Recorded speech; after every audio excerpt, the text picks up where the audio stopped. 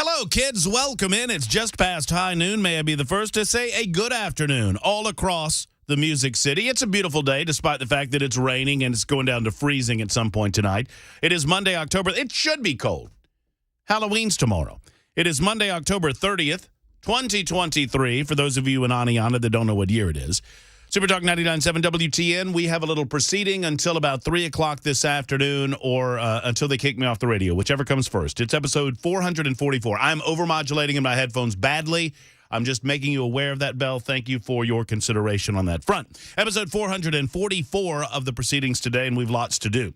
Often I feel that way after a weekend of fun and frivolity where you don't pay attention to the news and then you get back into it and you realize a lot of junk has gone on. Since we've been on the airwaves, we had the good news that the main shooter is dead. That is, to me, great news.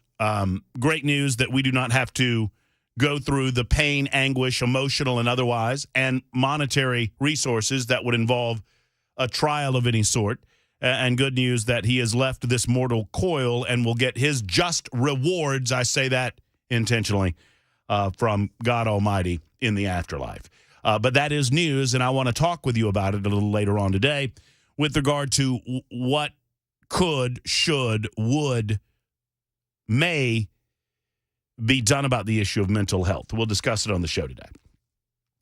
Coming up in the 12:35 segment of the broadcast, two representatives will stop by. Jake McCallum, and I hope I'm pronouncing his last name correctly. I need to ask Jake about that. It's MCC. I'm horrible with names. But I think it's McCallum. Or McCallum. Never mind. I'll ask Jake when he gets here. Scott Sapicki, it took me a year and a half to get his name right. He'll be here along with Jake to talk about something that happened over the weekend. It was a bad look for Nashville. It's been a bad look for Nashville. There's yet another pro-Palestinian rally. And one of our representatives was down there gallivanting about, Senator Heidi Campbell. Was at the pro-Palestinian rally, and I'll say this, I do believe that you can concern yourself with the loss of innocent life and not be pro-Hamas, but you cannot be I want to say this clearly as I possibly can, and I'm willing to talk to anyone that disagrees with me about it to help you understand my position, and maybe you have a different position, and I'm willing to listen. Tell me how I'm wrong that you can be pro-ceasefire and not be pro-Hamas. Pro-ceasefire is pro-Hamas. Period.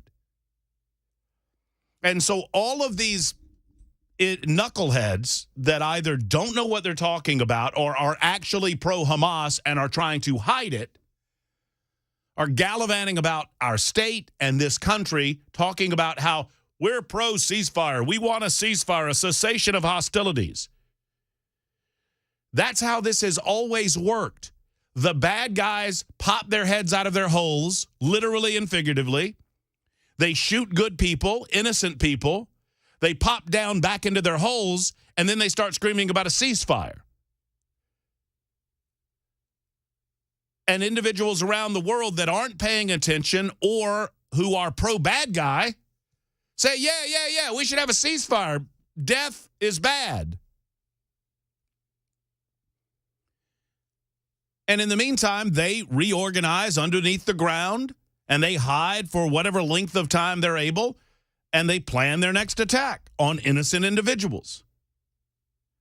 I said this 4 weeks ago, and I'll say it again. 4 weeks ago Monday, today, when all of this broke out in the aftermath of, well, I guess it was 3 weeks ago. Pardon me. 3 weeks ago today. If you don't know who the good guys are and the bad guys are, I would suggest that you're not paying close enough attention. And I'm happy to help you with that. And yes, that doesn't mean that the good guys can't make mistakes. That doesn't mean that the good guys might not collect collateral damage in wartime. They do. They will. We did. For example, who were the good guys in World War II? Does anyone have any questions about that? I think if you're pro-Hamas, you might. Who were the good guys in World War II? Does that mean that we did everything right? Of course not. Does that mean that we didn't kill innocent civilians? Obviously we did. But we recognize the necessity of the collateral damage for the overall purpose to defeat the bad guys. which is what Israel needs to do right now. There's more on that front. We will discuss it, and we will talk about my pro-ceasefire is pro-Hamas. We're living in a world right now. Did you see over the weekend in Russia? There were mobs of Muslims in Russia that bum rushed an airport because they found out, and I'm not making this up. I'm not making this up, which will be the title of my second book. I promise I'm not making this up. The title of my first book will be, but that's not why I called. But that's neither here nor there. They bum rushed an airport because they found out that a flight from Israel was coming in that had Jews on it. They were screaming Allah Akbar on the tarmac. You have mobs of Russians yelling Allah Akbar, bum rushing an airport, demanding that the Jews go home. Are y'all starting to understand why we needed to create the state of Israel to begin with? This is all the same type of garbage that was going on leading up to World War II, resulting in an attempt to exterminate the Jewish people. All right, so we got that going. Before I get too far away from it, those are some of the things that we will discuss today. We will also have a bit of fun. We'll tell you what's going on with the strike that no one's talking about because Joe Biden's president. I will discuss Kamala Harris's embarrassing interview with CBS, over the weekend. Mike Pence is out as a presidential candidate. Who knew? That he was actually running. It was going nowhere. It is episode 444 of our proceedings on Supertalk 99.7 WTN. As I get to the pleasantries, you're invited to be a part of the show. 615-737-9986, either via telephone or via super text. I'm going to be salty today because I wore cold weather gear, not anticipating how hot it would be in the studio. More on that in a moment. Behind the glass, making sure that everything that comes out of our speakers sounds as good as humanly possible, is the one and only executive producer of the broadcast, Belle K, who has entitled our episode 444 on the YouTubes and the Twitters and the Twitches, what? Matt Murphy Show, a Georgia win and a nose spray addiction. We call that party time. Amen, brother. How about that? And you'll know more about the nose spray addiction part later. I do.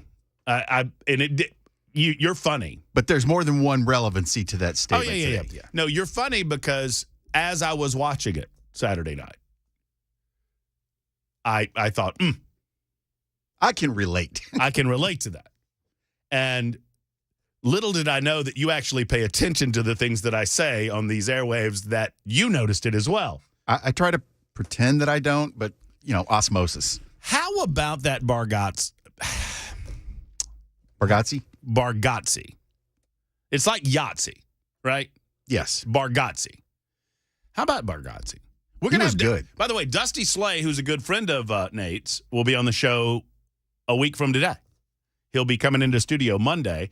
Dusty's got a Zanies event coming up. Dusty is an up-and-comer, and they are good friends. They do a podcast together, and we'll get his take on exactly how he felt like Nate did. But what a great example of a good Tennessee man. I mean, I thought he did a very good job. I did too. The George Washington skit, especially, yeah. Well, and that's the type of thing that made Saturday Night Live so great when it was so great. I don't know what they are now because I don't watch them enough, but I know when Tina Fey was there and Seth Meyers were there and they were doing a lot of the writing, it veered off the reservation into nasty, angry politics to the point that I felt like they didn't want me to watch anymore. So I stopped. That's it. I stopped. And they used to beat the hell out of every candidate they could find. It's like Carter got raked over the coals during those seasons. But I think, wasn't there a Joe Biden clip? I think I saw that. There was a Joe Biden sketch on this show as part of the cold open. That's what I'm talking about. Yeah. I thought I remembered that. It was difficult to remember anything that was going on at that point on Saturday. It's not particularly vicious like it is towards the Republicans, though, or the way it used to be towards anybody. But they're making fun of his age. I mean, they're doing low-hanging fruit. Yeah, but why wouldn't you? I mean, it's pretty obvious. Speaking of Saturday, it was good to see you on Saturday. Thanks for coming out. Oh, we had a blast. I had a good time, man. Thank you again. It was a lot. I'm gonna go ahead and tell the story. Might as well. as we open the show. I've got a lot to get into, and we've got plenty of time. Matthew Perry passing away at 54 will be a part of the show. It's very sad. Yeah, that sucked. And I just want to, by the way, say, eventually it will come out as to what led to his death. Maybe it was accidental, maybe it wasn't. I don't know. But all weekend long, and even into today, I heard a lot of people. I mean, there's just a rampant amount of, did he rehab or did he relapse? He was clean and, going over the amount of drug use that he was involved in during his time on Friends and all of that. We've all got it coming, kid. It's my favorite line ever in cinema. It is the most fabulous and most pointed reminder. There's a scene from Unforgiven, the 1992 Clint Eastwood movie. We've all got it coming, kid. All of us. None of us are immune to the reality of life. The blessing of life includes death. And none of us are immune to being human. And I do think that it's important to remind ourselves of that. And I think if we reflected on that a little more, then maybe our humanity would bounce back toward the people that are suffering. And for a long time, Matthew Perry was suffering. And he overcame certain aspects of his addiction to the point that he openly talked about it and wanted to work and help others and did work and help others. So regardless of the circumstances of his death, I'm happy that he made his way to sobriety prior to it, whatever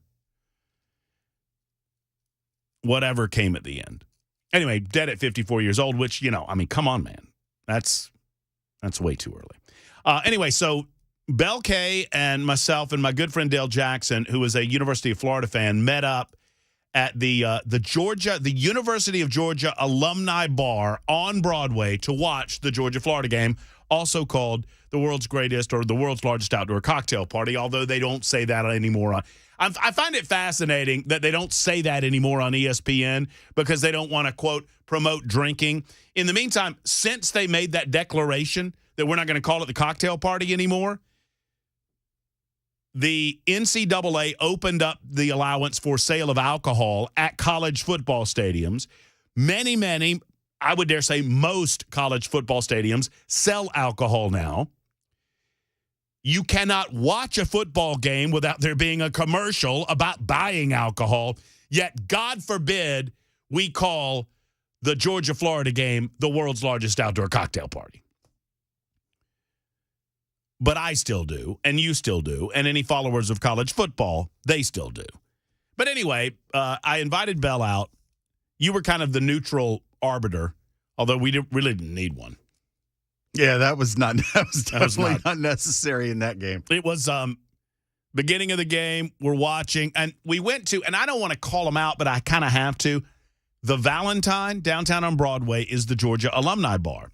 Now, this happens all over big cities all across America. For those that don't know, if you're a fan of a team in a city where that team isn't, or a state where that team isn't, you can find in every big city a location, an establishment where the fans of your team will go and watch the games on the weekends.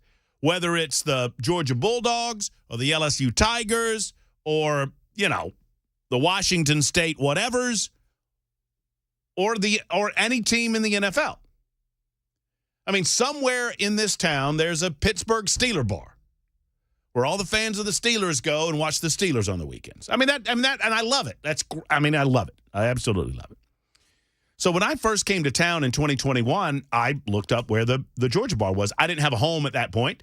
I was living in an Airbnb on Church Street, and I found the Valentine on Broadway. And so I went and I watched the SEC championship, or some of it. Georgia got their butts kicked that year by Alabama. Last game they've lost, by the way. Georgia has not lost a game since I actually moved to Tennessee. And so we go to watch it on Saturday because we want to be around a group of people, and it's a lot of fun. So we get there, and how do I put this, Bell? the next part of the story is the TVs went out. Like all of them. And now everyone's asking me where their favorite team bar is. All you got to do is look it up. Like, I'll give you an example. 7057 says, hey, where do you watch the Florida State University Seminoles? Where's that bar? And I'll show you how this works, okay? You go on the Google machine and you type in where to watch Florida State football in Nashville.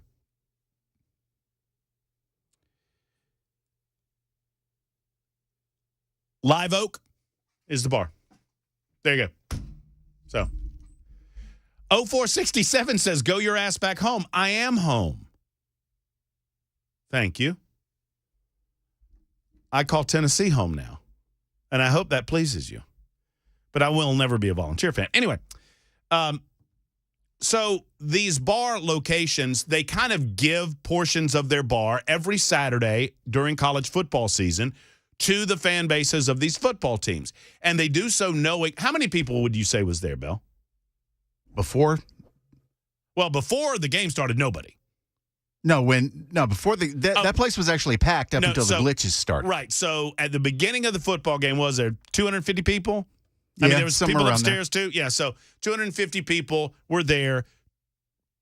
Most of them decked out in Georgia gear, some in Florida gear, all to watch the cocktail party. And the bar knows that, so they cater to the alumni. So they were selling drinks called Glory, Glory, and all these other things. You know, they were catering to the game. They were catering to the – and I don't fault them for the glitch, but I fault them for how they handled it. And Bella and I talked about this during it. So the TVs start glitching out. And they go out, and they don't go out for like 30 seconds. What was it, 10 minutes? At one point. It was so bad that I got on my phone. I'm not making this up. Bell was trying to get me to go on stage just to do it from the stage. I got on my phone, and I went on YouTube TV on my phone, and I pulled the game up on my phone, and I was literally in the corner of the bar. There were probably 40 people hovered around us as I was holding my phone up to the crowd and announcing the game. Doing play-by-play with the biggest available screen in the bar. Which was my telephone. Which was your telephone. What I fault is, and this just goes, I don't know, to customer service. Maybe it's just their customer service or whatever. I don't blame them for losing TVs. I get it. Crap happens. It's life. But nobody said anything. It was 15 minutes. Not one person said, hey, guys, we're working on it. Just, you know, if I were the owner of the bar, I would have said, hey, guys, we're working on it. We're going to set up some free fireball shots or something. Thank you. Because you know what happened? How many, half the crowd, Bill? Easily, yeah. At least half the crowd. And most of these people were out-of-towners, and they're like, we're going back to our hotel to watch the game. Yeah, they just evaporated. We're just leaving. We're going back to the hotel to watch the game. Take the Georgia-Florida game out of it. That bar just let a packed place disappear and take their money with them. And I think all you have to do is make an announcement. Guys, sit tight. Or an announcement and, a free drink. Whatever. Something. Because you're going to get, I don't know. It was just fascinating. Man, I'm not trying to slam on the Valentine. God bless you guys. I know that it was frustrating that the TVs went out. They eventually got them back on. So that was my Saturday for the weekend. And then my Sunday was spent at Nissan Stadium. By the way, Bell, guess how far it is from Nissan Stadium to this radio station? 1.75 miles. That's a pretty good guess. It's 2.2 miles. I know, because I walked it. Did you really? After the football game. It's a good way to walk off the food I wasn't supposed to be eating in the suite. Yeah. Although I stayed away from the carbs, I was proud of myself. That's not that's not unbearable if the weather's nice. No. You just come out, you cross the pedestrian bridge, you go in front of the Symphony Hall, you're right there by Music Center, you go up to Bunbury, and you're there. No big deal. Uphill both ways, though. All right, 223. That's enough of that. I hope your team won over the weekend, unless your team was the Florida Gators or the Atlanta Falcons. Boy, oh boy, it looks like the Tennessee Titans have themselves a quarterback, does it not? Huh? I mean, that was exciting. Being at that game and watching that fan base. If you're a Titan fan, I think we got a quarterback, guys. I know one game sample size, don't get your hopes up too much, but I think things have gone off. Just one commentary about football, one more, and I'll leave it alone. If you're Titans fans, your hope is that Ryan Tannehill has played his last down as a Tennessee Titan. No offense, Ryan, because that means Will Levis is continuing to grow as a quarterback and show us more of what he showed us yesterday. And that is all the sports that you're going to hear about on the talk station. When we come back, I will explain to you what I mean when I say that I am tired of hearing about mental health in America, because I don't think anybody means anything by it. It's 1224 on Super Talk.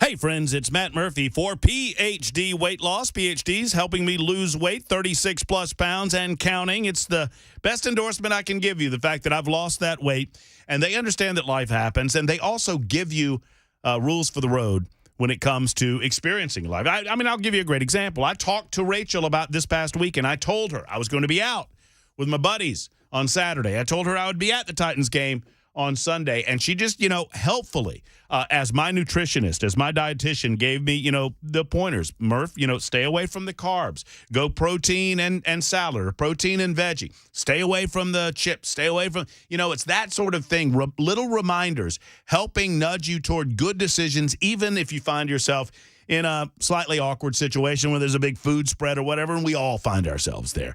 Folks, they understand that life happens. They understand that little slip-ups happen, but they're there to support you along your weight loss journey because y'all have the same goals as we do, and that is to lose the weight that you wanted to lose. Men lose between 3 and 5 pounds a week on the program.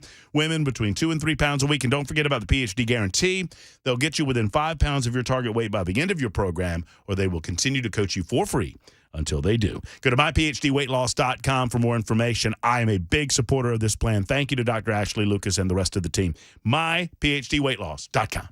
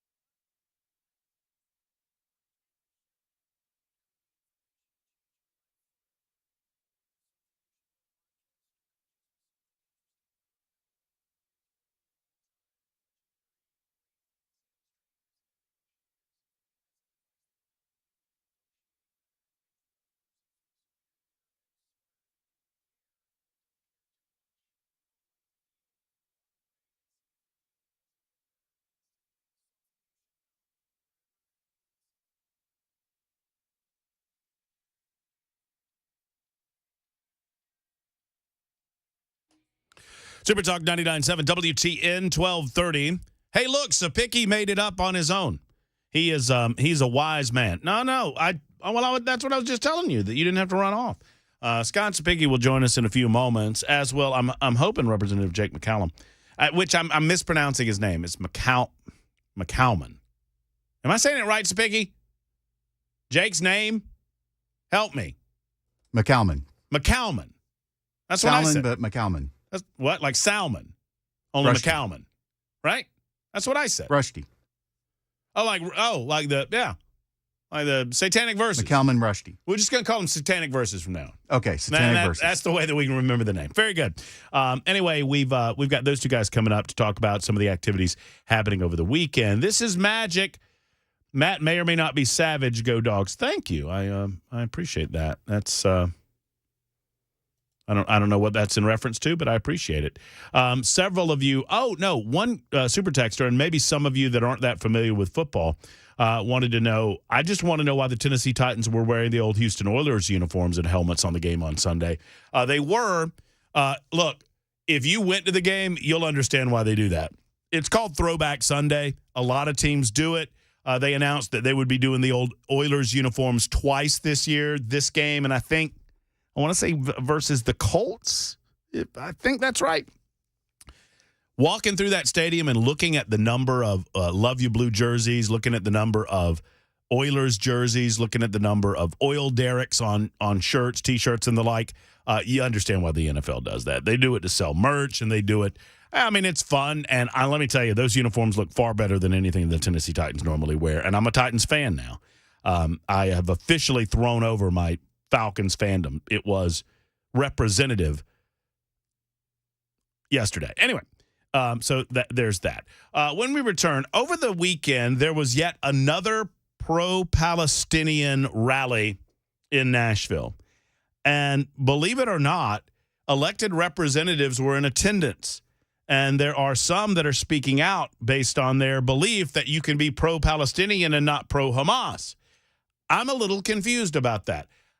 I understand why you would be concerned with innocents that don't want any involvement in the war being killed in Gaza. I get that. I get that there are Palestinians that are dying that do not necessarily support Hamas. Here's what I don't understand. The new mantra of the political left is that we need a ceasefire. You cannot be pro-ceasefire without being pro-Hamas. You cannot be pro-ceasefire. And I will fight you on this. To be pro-ceasefire is to fall into the trap that the Hamas terrorists want you to fall into. So we'll talk about that with Representative Sapicki. And what, if anything, the elected officials should be saying about this in the state of Tennessee, and what, if anything, they have to say about the events over the weekend. That's coming up. It's 12:33 on Super Talk 99.7 WTN.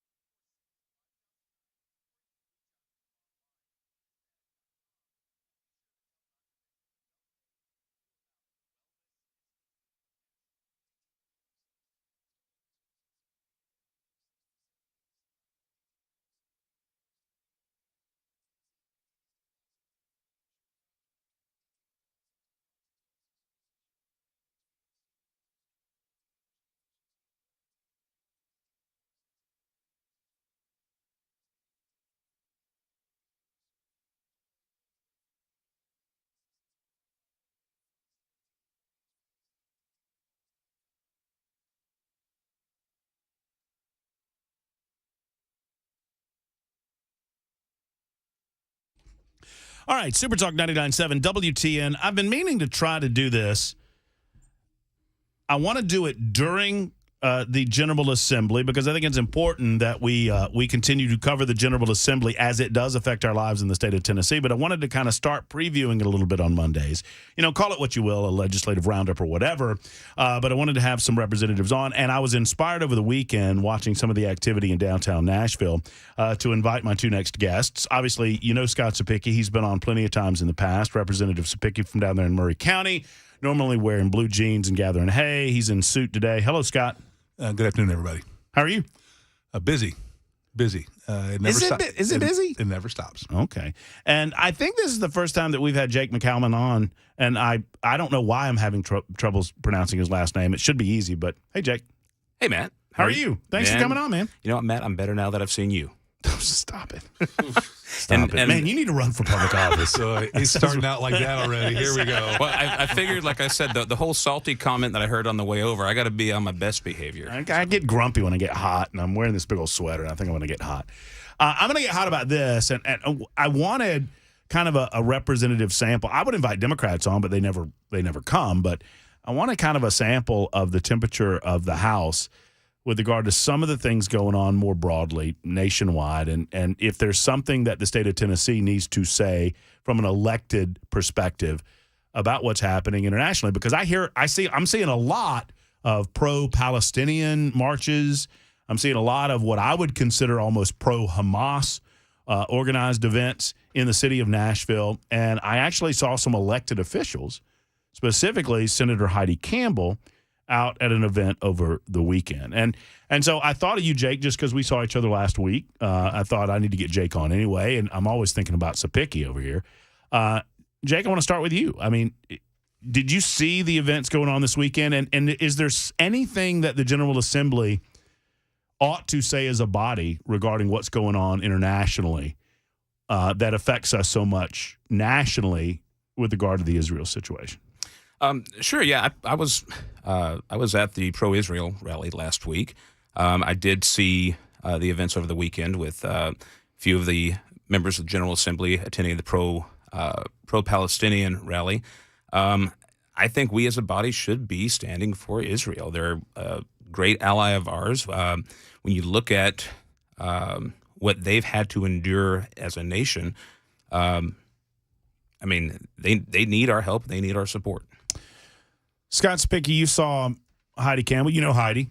Mm-hmm. She was at it was described as a pro-Palestinian event. I could make some arguments about how I would describe it, but I'll describe it the way they did. What were your thoughts when you saw elected representatives standing alongside the pro-Palestinian folks? Well, as Jake said, Senator Campbell was at the pro-Israel event on Friday and spoke at the event. Wasn't there, but also spoke in support of Israel.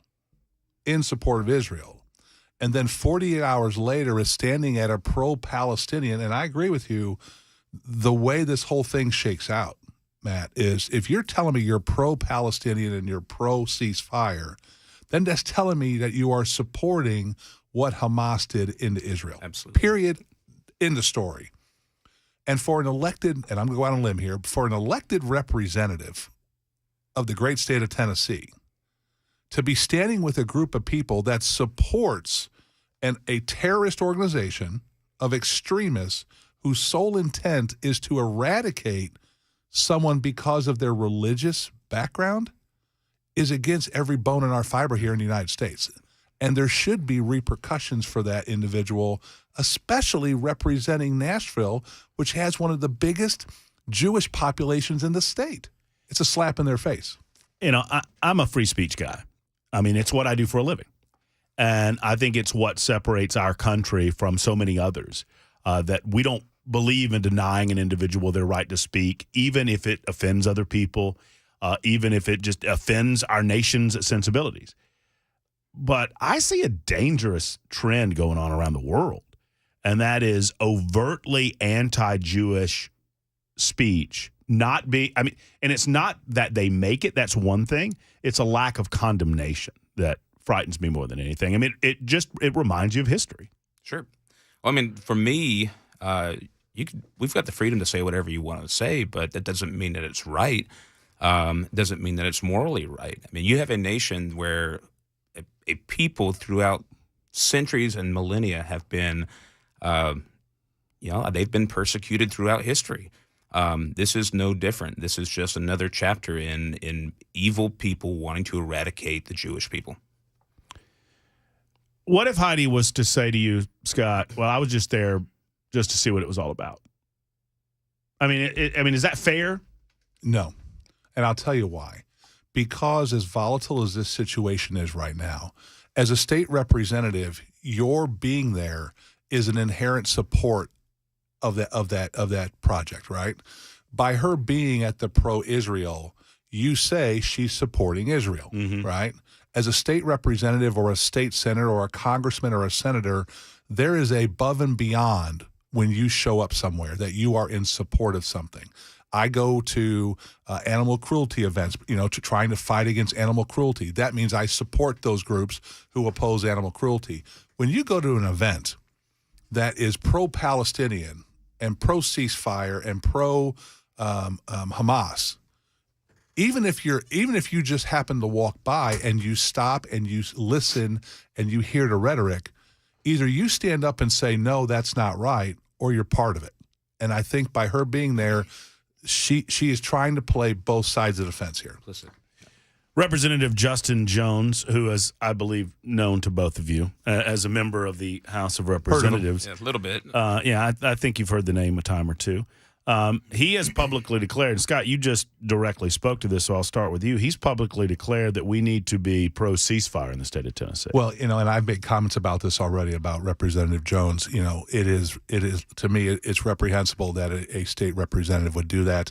And I said this very plainly. Maybe he needs to go visit those Israeli families that had their babies and their women and children mutilated by these people, these animals, and these extremists whose sole existence is to kill Jewish people, just to kill them, no matter how they can get to them, and to take them prisoner. And the way they did it, for a state representative to fall on the side of those people, I think is something that is in the General Assembly, we needed to take a look at that when we come back into session. And Jake, you made this comment to the Tennessee Star. I'll read it to you and let you reflect on it further. You said that grandstanding on socialist talking points does nothing to protect the innocent. Wiping out abhorrent terrorist regimes will. And it's kind of going directly to this concept of, and Scott and I were talking about this right before we got on air, this idea of ceasefire. I mean, that's what Hamas wants, right? That is a part of their warfare is expecting that the world will demand that Israel stop responding. Yeah. Well, I mean, it's that way they could play catch up. I mean, it's Israel's having to play whack-a-mole, and a call for ceasefire does nothing but just allow Hamas to, rebuild their resources.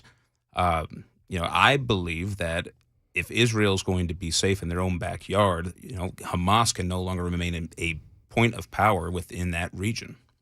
Well, and for me, and I was saying this last week and the week before, that I understand having a human concern for civilians dying in Gaza. I get that.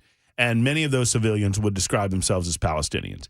And many of them, I don't know which, don't really support Hamas. But a large portion of those people do. I mean, there was a reason that they were elected above the Palestinian Authority in 2006, and now some would say, well, they don't allow them to have elections anymore. And well, if that's the case, then the Palestinians should be looking at the Israelis as liberators.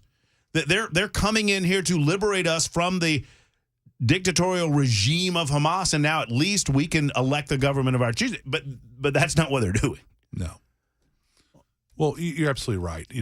The Israelis are going to defend their country, and like Representative McCalman said, yes, Hamas wants a ceasefire. It allows them to reorganize. It allows them to recruit, restructure, right? Go out and get money from Iran, and bring it in and rebuild their sources, rebuild their networks, and then launch another attack in the future. And eventually, they are evil. And evil has to be exterminated. You have to get rid of it so that peace can have a chance. As long as you have this Hamas and Hezbollah, peace is not going to happen because those two groups' sole intent on this earth is to kill Jews, period. And for those of us, and I think I speak for all of us when I say that we're believers, we recognize that there's an important religious component to this. And whether, I said this after 9/11, that we cannot look at this as a religious war all we want. They do. And whether we recognize it or not, they do. And I think it behooves us as Christians to recognize that they do. They look at this as very much a religious conflict, and it helps reset in my mind. It gives me a sense of peace that all of this is by design, but at the same time helps me recognize just what you said, Scott, that it is you're dealing with evil. Sure.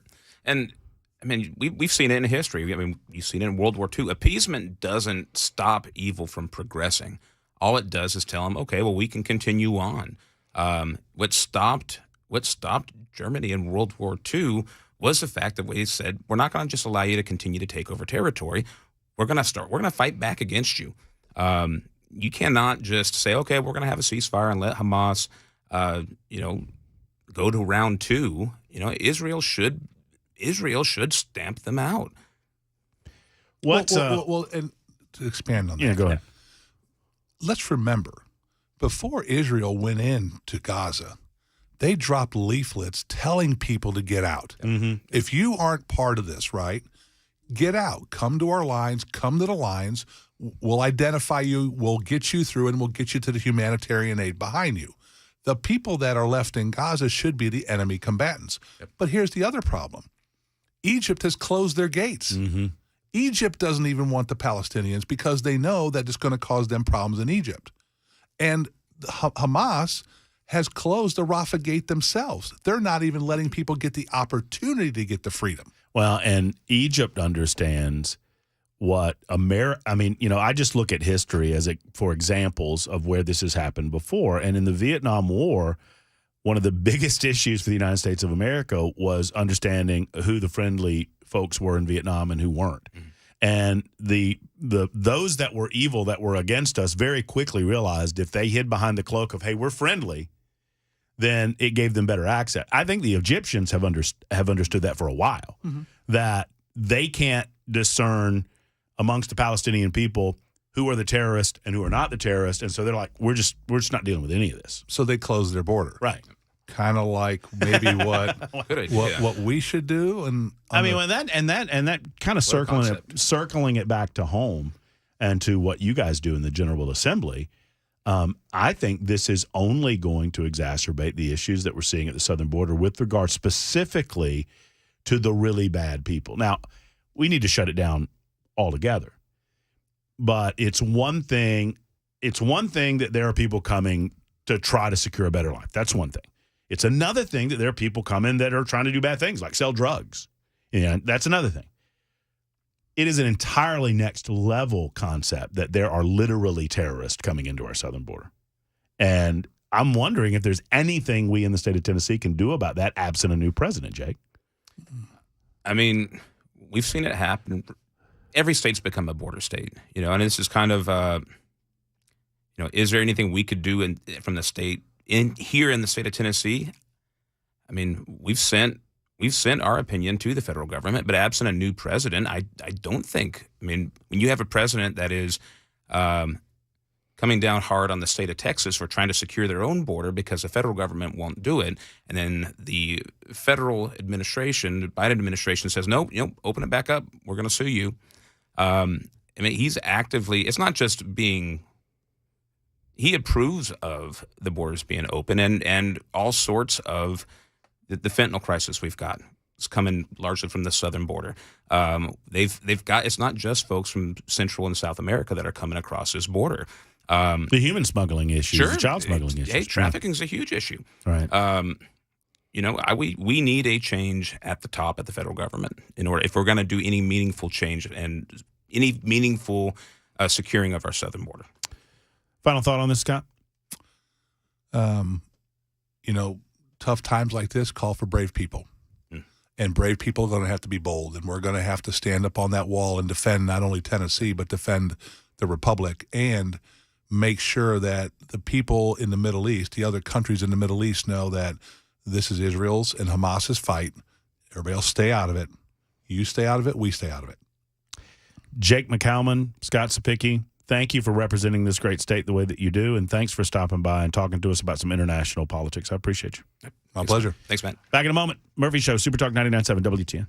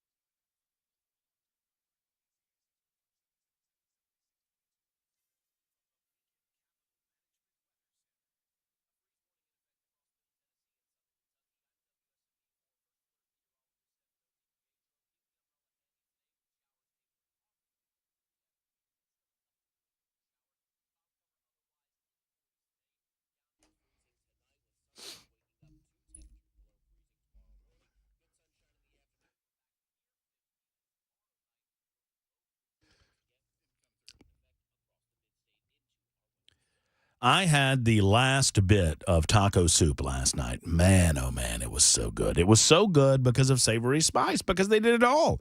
Savory Spice is the one stop shop for all things spices and salts and anything that you need to flavor your food life. And on the taco soup front, let me tell you, my bride is a wonderful cook. I mean, she's incredible in the kitchen, and she can put things together just ad hoc, willy-nilly. But we try this taco soup, which is all pre-done for you.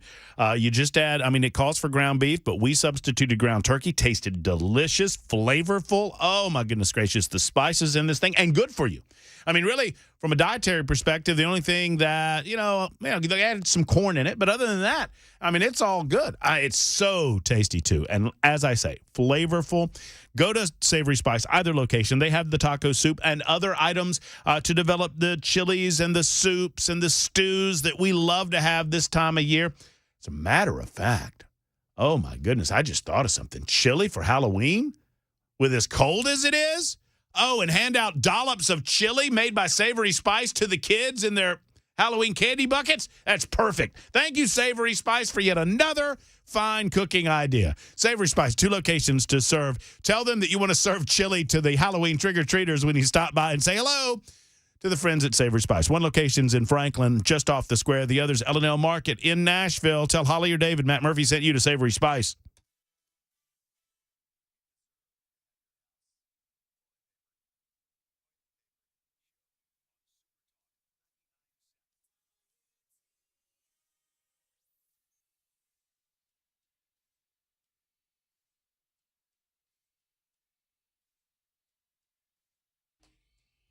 Super Talk 99.7 WTN, the Matt Murphy Show in progress. 1 hour down and 2 to go. Thank you to Jake McCalman and Scott Sapicki for stopping by, offering their perspectives as state representatives on the issue involving Israel, Hamas, and the Palestinians.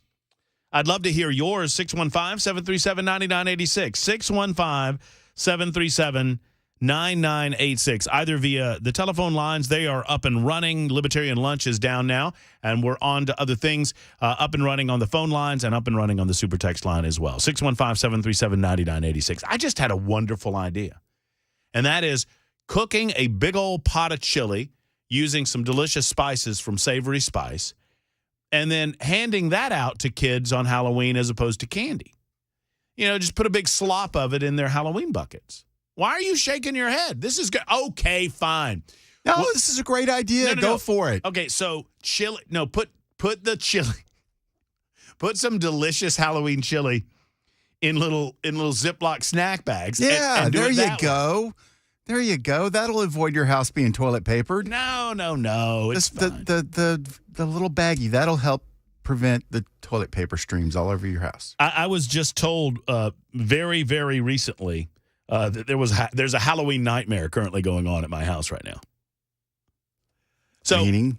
Well, by the way, if you know where we live, you're in luck, because if you trick or treat next to our house, E has found some Halloween cups, like little plastic cups that we had for a party years ago, and they're like a little small size, like 8-ounce cups or whatever, maybe 10-ounce cups, and she is filling each cup with candy. So each kid that comes to our house, the first 20 kids, they get a cup full of candy and a plastic commemorative cup.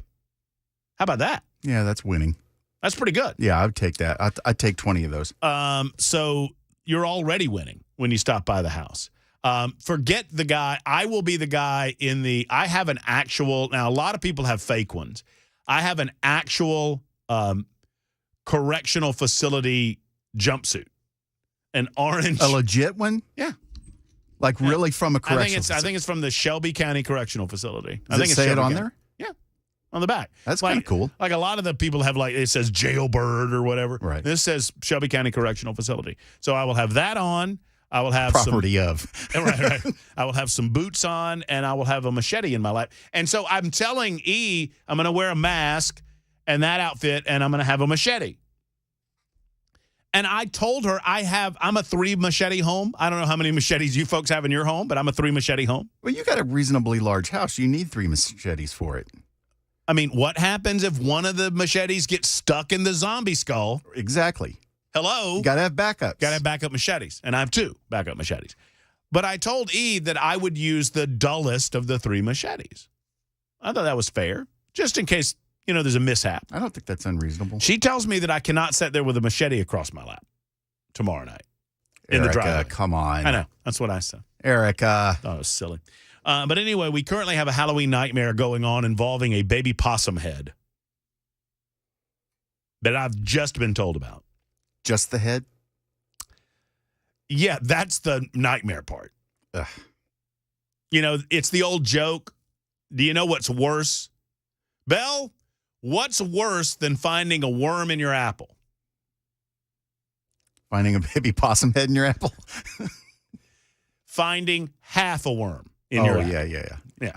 So what's worse than finding a dead baby possum in your backyard? Only finding the head? Only finding it because there's a body somewhere. So one of the dogs tore it up? We don't know. Ugh. All I know is this. I'm going to read you. Oh, she's texting you this in real time? Yeah, this happened 4 minutes ago. I'm going to read you the message that I got 5 minutes ago. And by the way, we just re-upped our because we don't want to waste money buying a house right now. Maybe this is a mistake on my part. I don't know. I'm just betting on the fact that Joe Biden's eventually going to collapse the economy to the point that housing is going to be more affordable. It'll be close to free. So we rented for a year, and we just re-upped the lease for another year. We re-upped the lease literally 2 weeks ago for another year. So if my landlord is listening, don't worry. This is just a woman that's acting emotionally because she just found a baby possum head.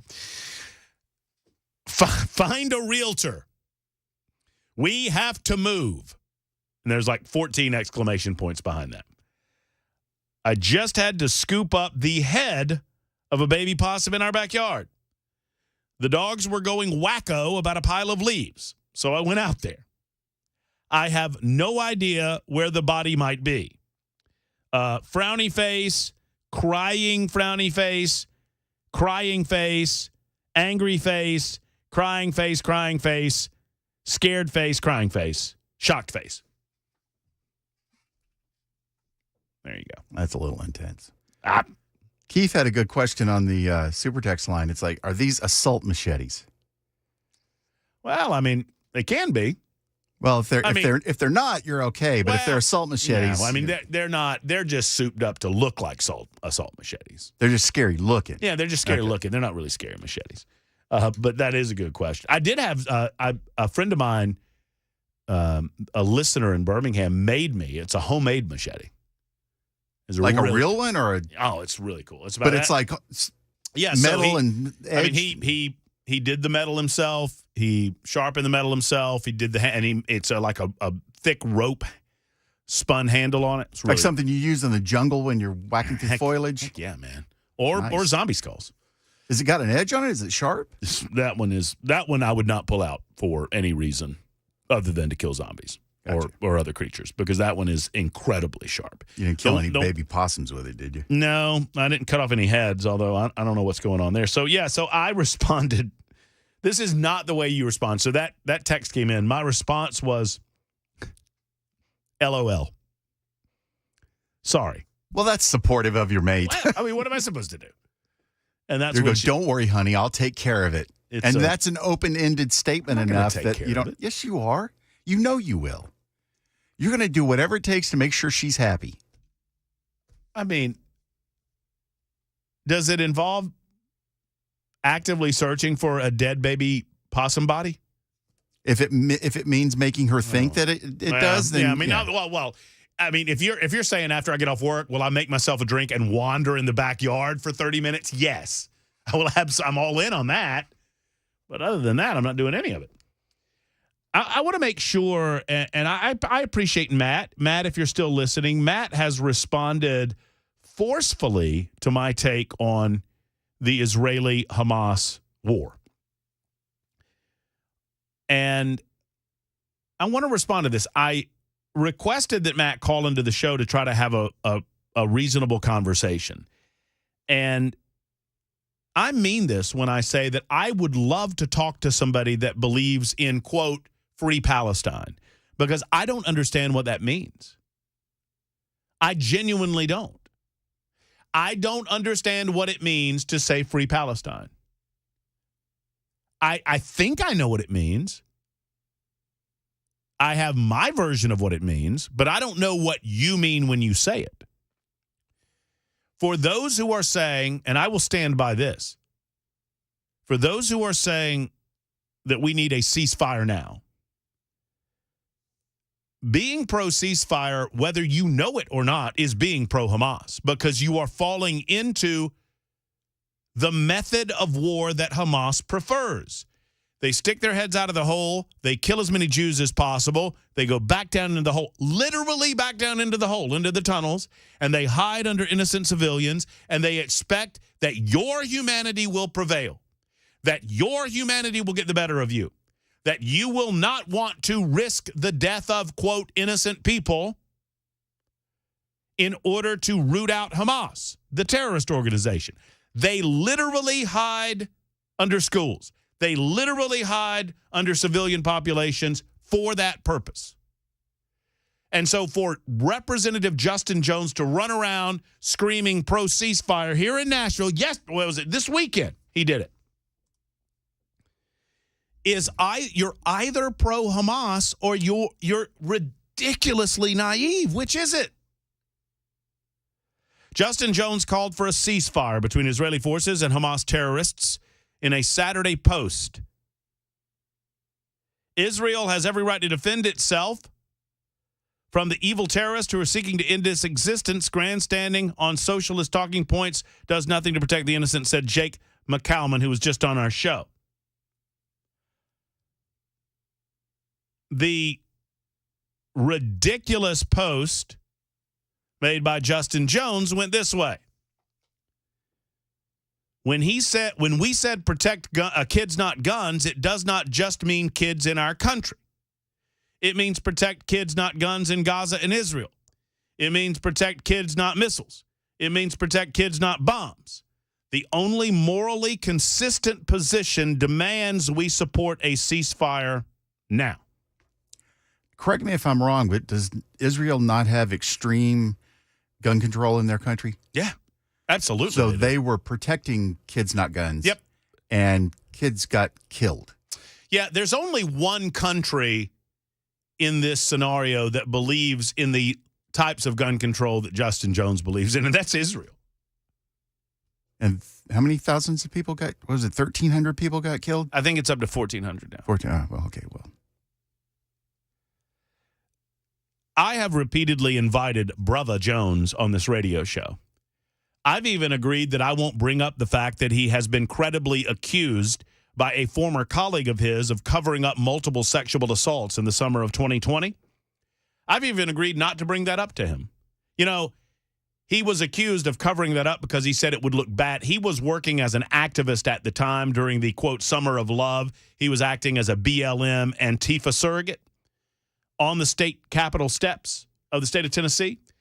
And during that movement, they were staying overnight, and two women accused an individual of sexual assault. And I won't get into the details, but one of the women that made the accusation that went to Justin Jones was an ally of his. She was a part of the BLM movement.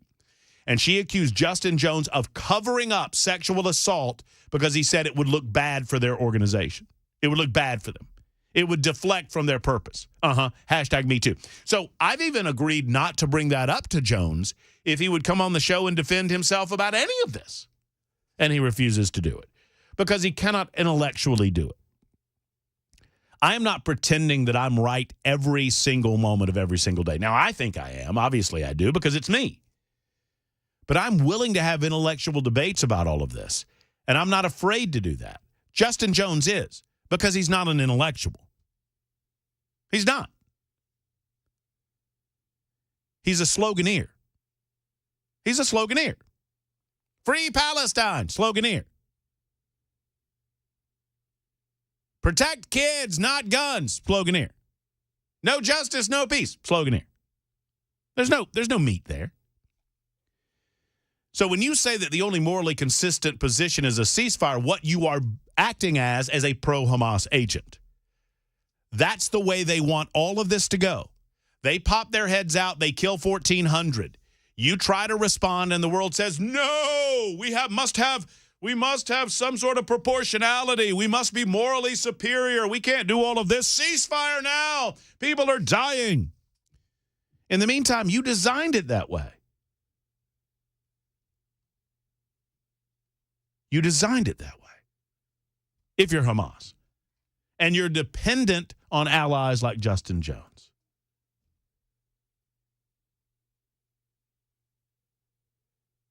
In the meantime, 2528, please read this on air as much as you can. He's the fakest bleeping moron in D.C. Don't pay any attention to him. Well, if we're talking about Justin Jones, he's not in D.C. He's in Nashville. He wants to be in D.C., though. And I don't know how fake he is. I don't know how real he is because he won't come on the show and talk to us. Now, back to Matt real quick. Because I think Matt would be an interesting intellectual discussion. Because I think he takes a position that I vehemently disagree with, but it's America, right? He writes about my position, if you are for a ceasefire, you support Hamas. He says, if you are for what Israel is doing in response, I would call you a prophet of death, a supporter of slaughter of innocent people. I would ask you to reflect on your own Christianity. I think the talking heads are getting lost in the sauce of rhetoric. We can't support slaughter of innocent people based on their race. That's an abomination.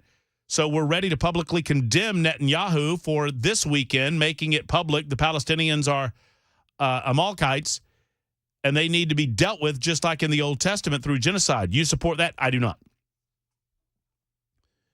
No idea how you guys aren't seeing this. So when Hamas kills 1,400 people, it's evil. When Israel responds by killing 8,000, it's not. I'd be real curious, Matt, where you got that 8,000 figure. Did you get it from Hamas? Because they're a trustworthy source. You know, the terrorists are always very accurate about their count. Now, Israel, for their part, they showed indisputable video and photographic evidence of the death caused by the Hamas terrorists. And they showed it to any reporters that wanted to see the evil. So, and he goes on to say, man, honestly, y'all are warmongers, warhawk cons, buyers and sellers of blood. I can't support it. I'm glad I'm not in the pro-Hamas or pro-Israel camp. The ideological leash and collar seems uncomfortable. I couldn't handle all the cognitive dissonance or the hypocrisy required to defend these two groups of murderers. Hamas equals terrorist. IDF equals terrorist. Okay, so Matt, here's what I would ask you. If someone, I don't know if you have any family, but if someone comes to your home, okay, and let's say, well, let's not use you, Matt, because that might be too up close and personal. You might accuse me of over-personalizing this. Let's say that you come to your house, and your wife and your 4 children are at your house, and 2 bad guys have broken into your home, and they have drowned 2 of your children. And they're getting ready to drown another one. Can you kill them then? Or do you become just as bad as they are? Serious question, Matt. So by defending yourself and defending your people, you become the terrorists that are attacking you. If you create that moral equivalency, then no level of defense is ever acceptable, and you just need to go ahead and be killed by the people that want to kill you that don't have any morality whatsoever or any hesitancy. Or maybe recognizing the tactics of the terrorist, you recognize the necessity to root the terrorist out and to eliminate the terrorist threat so as to prevent innocent people from getting killed, Israeli and Palestinian. There's only one group of people that want Palestinians dead, and that's Hamas. Because the more dead Palestinians, the better for them. From a public relations standpoint. Tell me I'm wrong, Matt. Tell me I'm wrong. You just used their figures to prove your point. Oh, my God, Israel's fighting back, and unfortunately, there are innocent people that are getting caught in the crossfire. Therefore, Israel is evil. That is the talking point of Hamas, yet you claim to be neutral.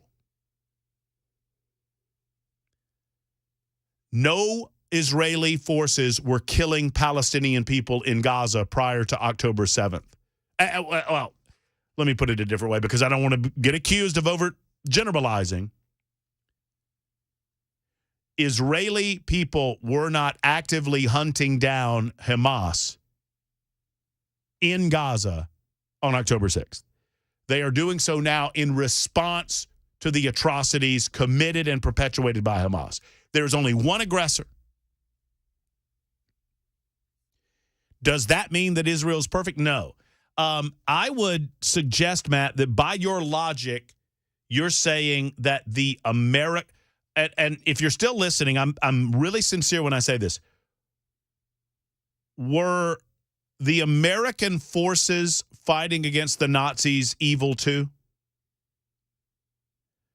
Because sadly, they killed civilians. I mean, the bombing of Dresden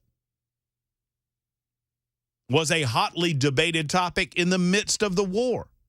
And we weren't so delicately sensible about these numbers at the time. But it was hotly debated.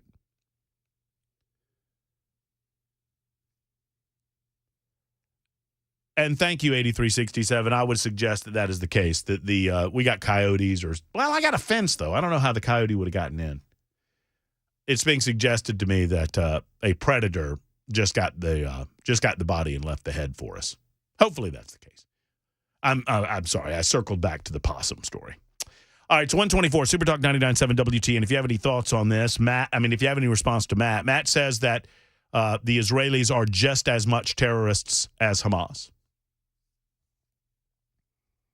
In the meantime, you've got mobs of Russians yelling to stop the Jew plane and Allah Akbar in Russia because Israelis have been dispatched there. If there's no better example of why the state of Israel needed to be created to begin with, what we're watching around the world is the example. Plus, did you see on the at Cornell University over the weekend?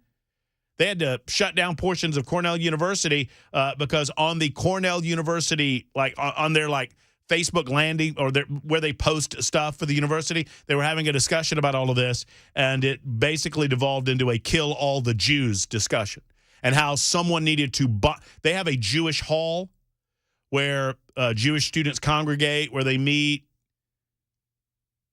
and someone suggested they bomb that hall because it was a symbol of apartheid. But you're not seeing that on CNN. Imagine if it was a right-wing organization, quote unquote, that did that. 125, quick timeout. More of your calls on the way on Super Talk 99.7 WTN.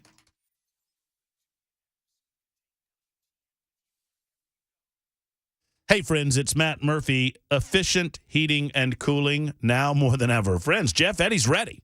Jeff Eddy is ready. His team's ready. He's got his trucks going. They're out and about today, obviously. They're maintaining. They're making sure that heating units are working properly because it's cold today. It's going to get cold tonight. It's cold tomorrow night. It's fall, friends. And in the fall, in Nashville and the surrounding communities, it's getting cold. And it's just going to get colder. And if your heater's not operating as it should, you need somebody that you can call that will come. They never charge you overtime, and they don't at Efficient Heating and Cooling. Their invoices are small. No overtime rates on the weekends or on the evenings. Plus, Jeff Eddy and Efficient Heating and Cooling, if it's a maintenance call, they never charge you over $125, no matter how many units you have. That's their commitment to you, and oftentimes it's less than that. They're a diamond contractor with Mitsubishi Electric. They're an elite pro partner with Rheem. EfficientHVAC.net. That's EfficientHVAC.net or 615-784-4424. 784-4424. Call Jeff Eddy and allow him to help get your heater ready for the fall and the winter months. It's Efficient Heating and Cooling.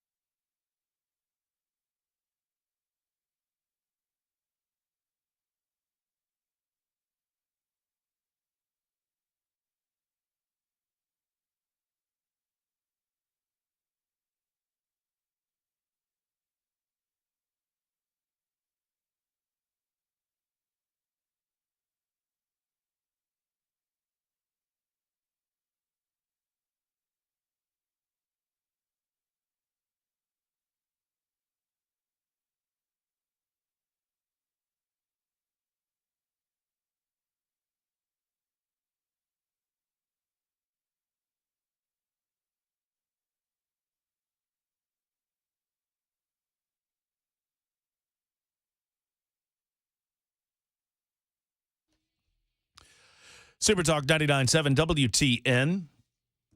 When did it get to 1:30? It's almost 1:30. Good afternoon. Hope you're well. A little rainy, a little overcast, cold tonight. Cold tonight.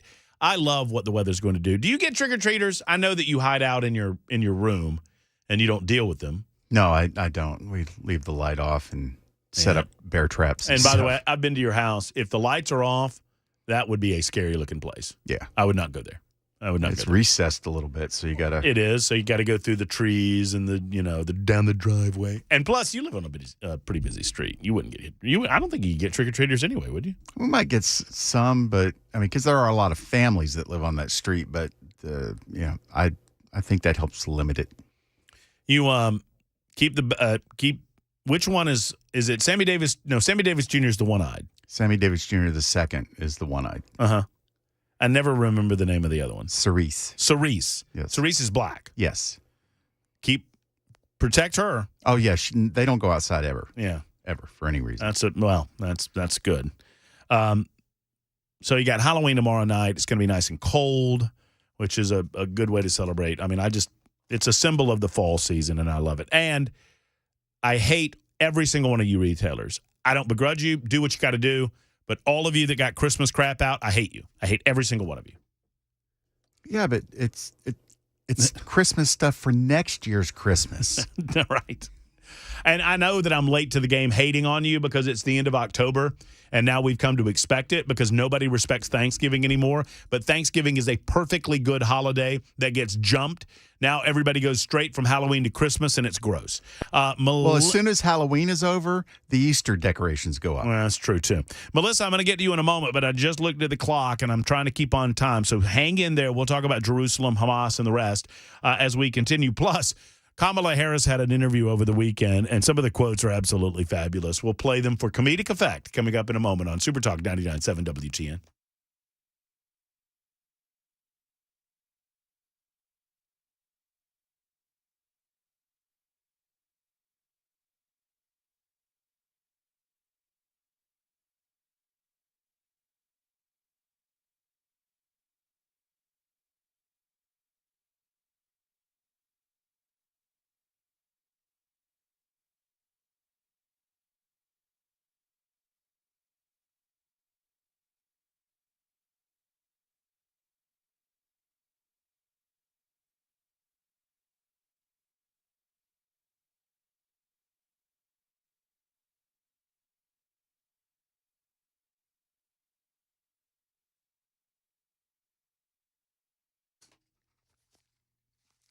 Hey, friends, it's Matt Murphy, and I want to speak with you for a moment about Paul Winkler and everything he's done for me and my family with regard to investment. Paul Winkler and his team are great at what they do. It's one of the reasons that Paul, over the years, has grown. He has 10 separate offices to serve you. That means he has one close to you because he understands when it comes to finances, oftentimes you want to sit down and look at someone face to face. And Paul hand selects every member of his team, and he is smart about how he does that.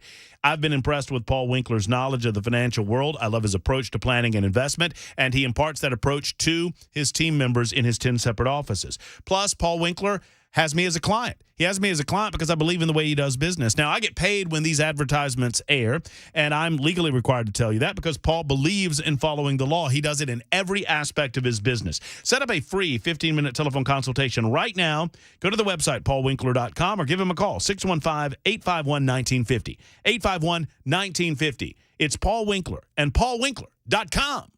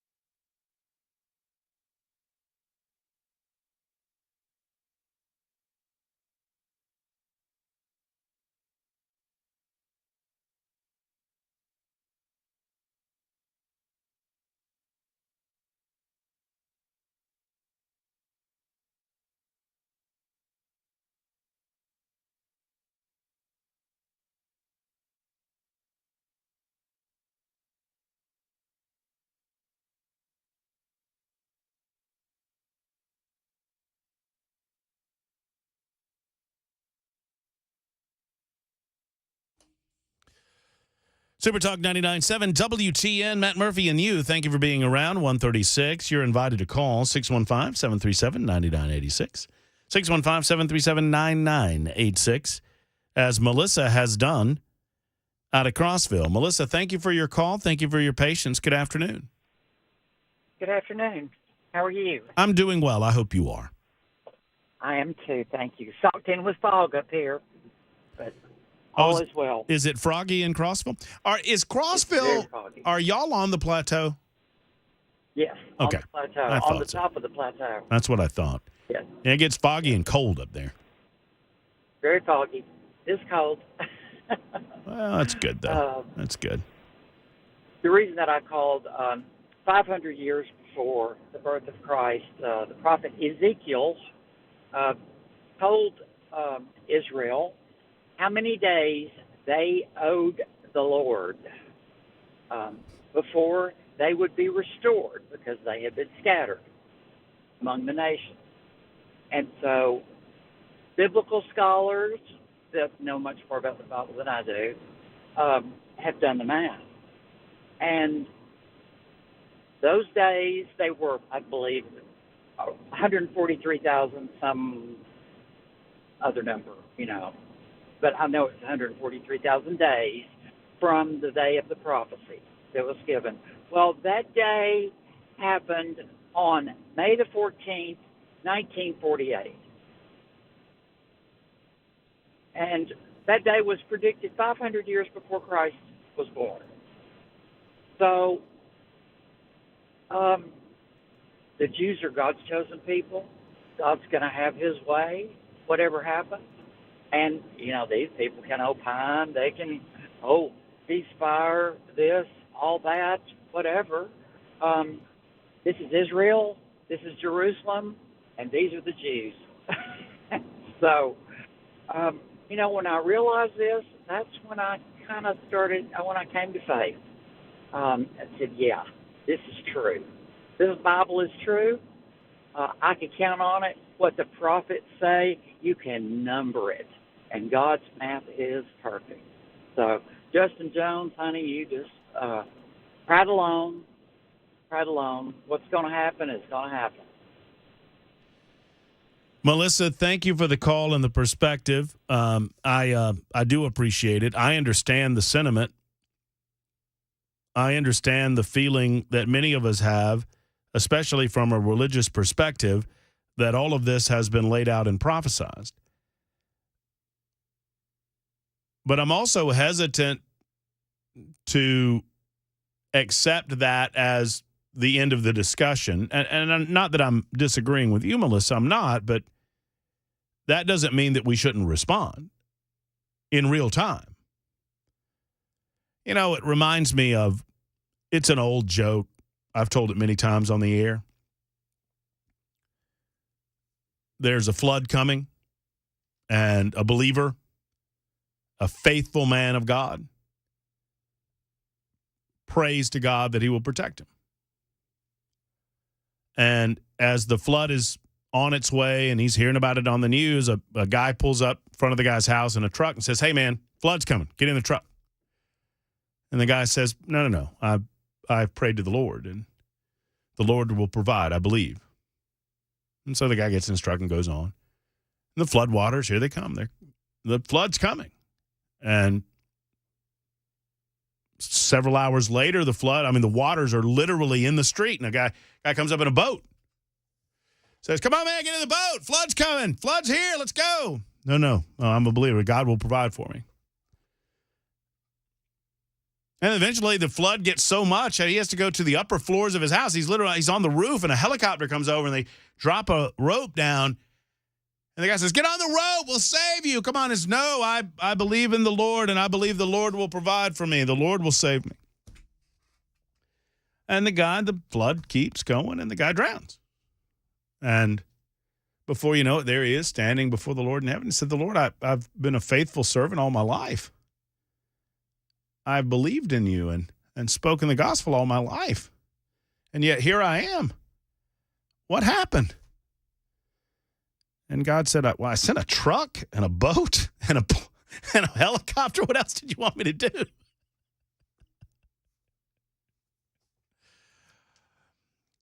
I mean, it's an oldie but a goodie, meaning, another way of putting that is trust in God but lock your car, Let's not be foolish about all of this. There's a lot of evildoers in the world, too. So I have faith that all of this will work out. And by all of this, I mean all of it. Every single bit of it will work itself out. But that doesn't mean that we shouldn't respond in real time to the evil and the danger around us. And that doesn't mean that we shouldn't necessarily respond to the knuckleheads around us. Over the weekend, the Middle Tennessee, I should say, chapter of the Democrat Socialist of America held their third pro-Palestinian rally in front of the Fred Thompson Federal Building and Courthouse in Nashville. It was called an Emergency Rally and Vigil for Palestine, which I don't understand what that means either. It was the group's third straight meeting of a rally in support of Palestine amid the terrorist group Hamas's October 7th attack on Israel that left over 1,400 Israelis and 32 Americans dead. The organization urged those attending to bring flags and signs. We stand in solidarity with the Palestinian people. You know what? And I know we've been talking a bit about religion today. As God is my witness, I'm telling you that I mean this when I say it. I hear a lot of people talking about standing in solidarity with the Palestinian people. What do the Palestinian people want? What do they want? What do they want? I hear politicians. I hear Elian Omar. I hear all of the squad, AOC, and all of them. I hear Justin Jones. We stand in solidarity with the Palestinians. Well, then what do they want? They want peace. If they wanted peace, there's a way to achieve peace. Point out Hamas. Hand over the hostages. Tell me where the tunnels are. Get out of the way.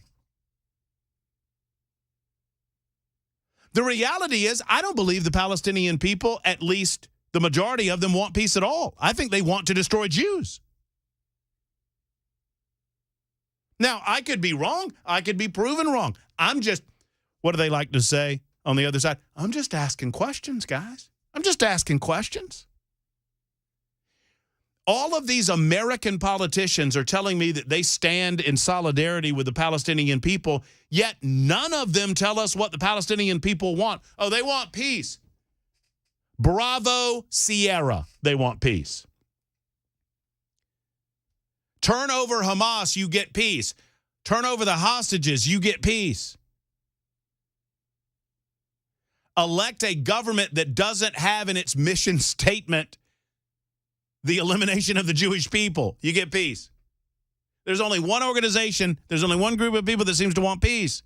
Now, I'm willing to listen if I've got all of this wrong. We stand in solidarity with the Palestinian people. Well, what do the Palestinian people stand for?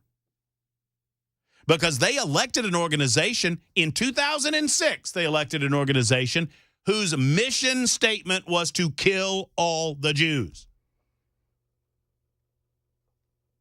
Now, you either argue they still believe that or you argue they've changed their minds. And if they've changed their minds, they voted for it in 2006. If they've changed their minds in that 17 years, okay, great. Then they should look at the Israeli Defense Forces as liberators in the same fashion that the German people looked at the American forces and the British forces as liberators of Germany. Was it Golda Meir that said, if the PLO laid down their arms, we would have peace. And if the Jewish people laid down their arms, there would be no Jewish people? That's exactly, and I think it was Golda Meir that said that. That's the difference.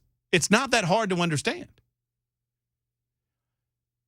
The Israeli government, and by extension its people, if we use the same terminology that I was using for the Palestinian people, because I know that they don't act monolithically. So, for years, they elected a government that was against a two-state solution because they feared a two-state solution. And Israel eventually turned around on that and accepted the idea of a two-state solution. And as soon as they did, the Palestinian people destroyed the idea of a two-state solution. Nope, we're not doing it. Because they never wanted it. They never wanted it. I feel for and pray for the Palestinian people, especially those that have no control over any of this. But I am fearing that with all of these pro-quote Palestinian rallies, and we distinguish between the Palestinian people and Hamas, you're falling for the propaganda of Hamas. They're the elected government of that region. All right. I want to challenge you on this front as we change the subject. By the way, Mike Pence out as a presidential candidate. That occurred over the weekend. Just want to make mention of that. I don't have anything else to say about it except that Mike Pence was never going anywhere in the presidential contest. And frankly, I don't know of anyone that is outside of Donald J. Trump. The main shooter was found dead after we left the airwaves. I forget if it was Friday or Saturday. That's great. I mean, that's wonderful. For those who are looking for motive, we really don't have any motive, at least one that I've heard of. We hear a lot of speculation. We hear a lot of rumor, but no solid evidence as to what the motive is. Good luck with that if you're in Maine. Good luck with that if you're in that region of the world. Sadly, we in Nashville have been waiting on a motive regarding the mass shooting that happened in our state earlier this year for a long time now, like 9 months now, and or 8 months now, we've still yet to get to the bottom of what the motivations were there. Have you noticed that? It's not just about the manifesto in the Covenant School shooting. Nobody will go on record as to why she did what she did. They have all of these writings. What was the purpose behind it? Was there anything involved? No one will say. Oh, and if you ask anyone in an official capacity, they say, oh, we're in a lawsuit. We're in we have to deal with a lawsuit. You'll find, it's like it's manifesto or nothing. How about just telling us why we believe this person did what they did? How about that? Let's start there, and we'll talk about manifesto writings later. But we can't even get that. We can't even get that, which goes to the heart of the suspicions and the conspiracies on the part of many of us that a lot of this had to do with the quote-unquote transition that person was going through, and whatever results that came out of that were at least in part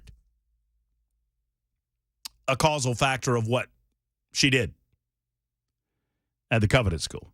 But I don't know. That's speculation. But I do want to ask that. I'm going to tell you something, and it's going to tick you off. And I know that. But that's okay. Because we're grown, and we're friends, and we can talk about it. I'm tired of hearing you talk to me about mental health. I believe the words mental health for the political right have become just as useless and as meaningless as the words gun control for the left. I'm going to say that again to make sure those of you in Aniana in the back of the room can hear it. I'm tired of talking about mental health because nobody means anything when they say it. Because as soon as we talk about mental health, the conversation ends. We need to give more money to mental health. We need to do more about mental health. Well, what do you want to do? Do you want to have a conversation about pharmaceutical industry and the amount of drugs that they're pumping into our society on the regular? Do you want to talk about involuntary incarceration? Here I come, and I'm going to say it, and this is what's going to scare you. Do you want to talk about red flag laws? I've never seen a system where red flag laws work, but the honest genesis of red flag laws was to figure out who among us who's mentally incapable of owning a gun. There are some people that are mentally incapable of owning a car. Now, I understand that it is not your right to own a car, but freedom of association and freedom of movement is a right.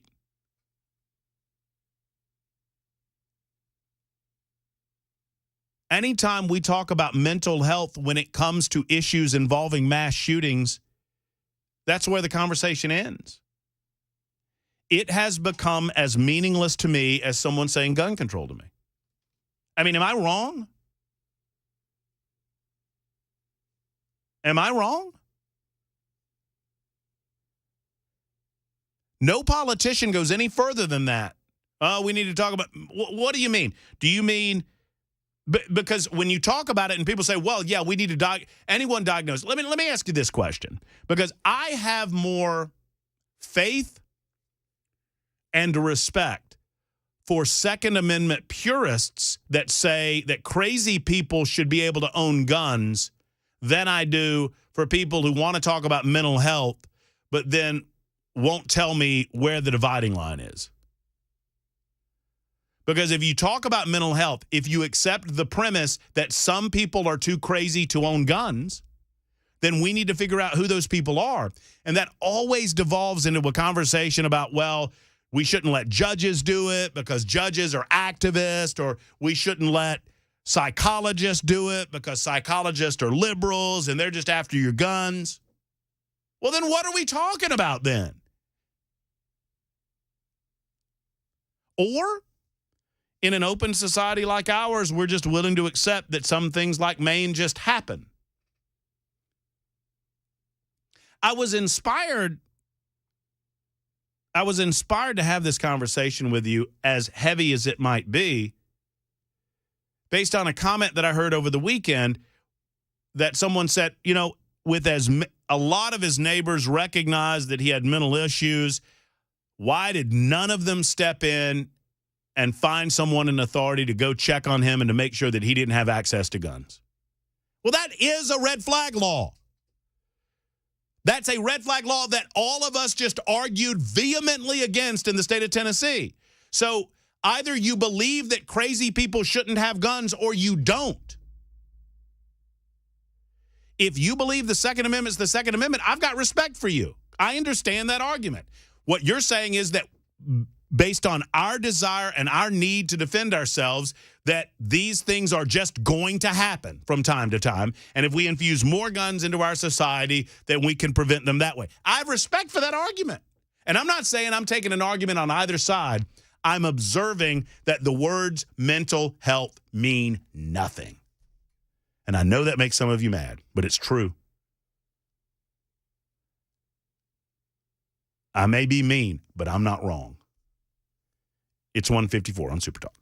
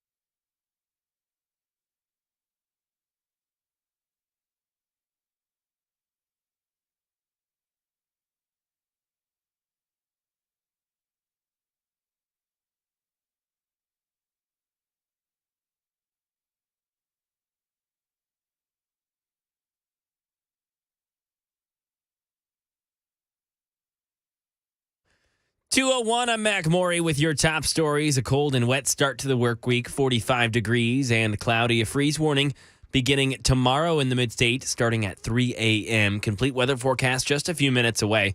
The Biden administration focusing on anti-Semitism and education today. Karen Travers with details. Second Gentleman Doug Emhoff, Education Secretary Miguel Cardona, and other officials today will discuss efforts the Biden administration is taking to counter what the White House calls an alarming uptick in reported instances of anti-Semitism at schools and on college campuses. They'll meet at the Education Department with the Conference of Presidents of Major American Jewish Organizations. National Security Spokesman John Kirby on ABC's Good Morning America. It's a deep concern, which is why we as an administration are working so closely with state and local authorities to make sure we can identify any threats and disrupt them before they happen. And the IDF continuing their expanded ground operations into Gaza, making it closer to Gaza City in the north. And right now in Tennessee, widow of Mark Capps, the Grammy Award-winning sound engineer who was killed in an officer-involved shooting, has now filed a civil lawsuit saying that the police are responsible for his, quote, unnecessary death. In January of this year, Capps was killed by a SWAT officer for allegedly holding his family at gunpoint, threatening to kill them. Tara Capps now claims that her spouse didn't pose an imminent threat of harm to law enforcement and didn't point a gun at them. The lawsuit says the SWAT officer fired a shot at Capps within seconds of entering the home.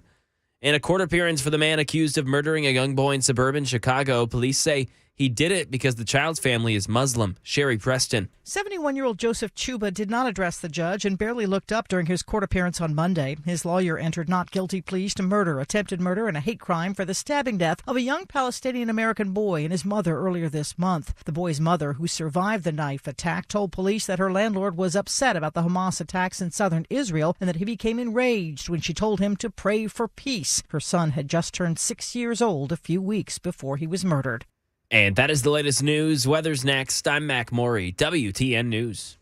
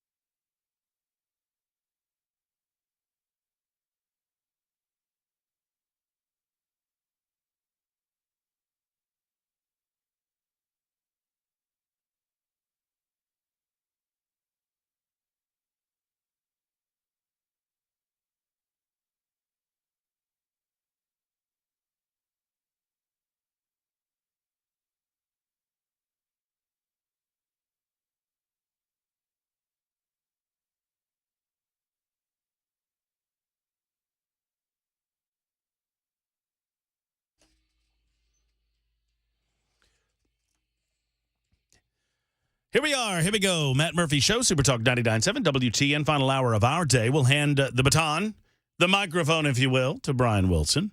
And the drive at 3 o'clock, we'll talk to Brian just before his show, find out what we can expect this afternoon. Rainy day, nasty start to the work week, colder conditions. What is the I need to get Mac Maury on top of this. Hey, Maury, you're back there in the newsroom. Why not go ahead and put on your weather hat and tell me what the temperature is right now? 46 degrees. It is, you got to love these days. Every so often we experience them. Normally, during the changing of the seasons when, the hottest today was, you know what time it was? What? Midnight. What? Yeah. Are you serious? Yeah.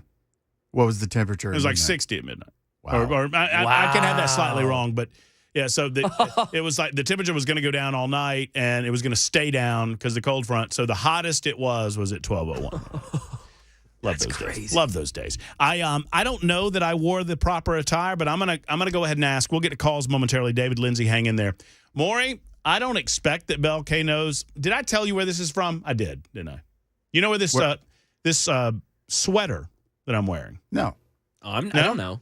You don't know? No. Oh, wait a minute. That's your Lebowski sweater, isn't it? Oh, yeah. It's the Big Lebowski. Jackie Treehorn Productions. That's the T-shirt. If you know, you know.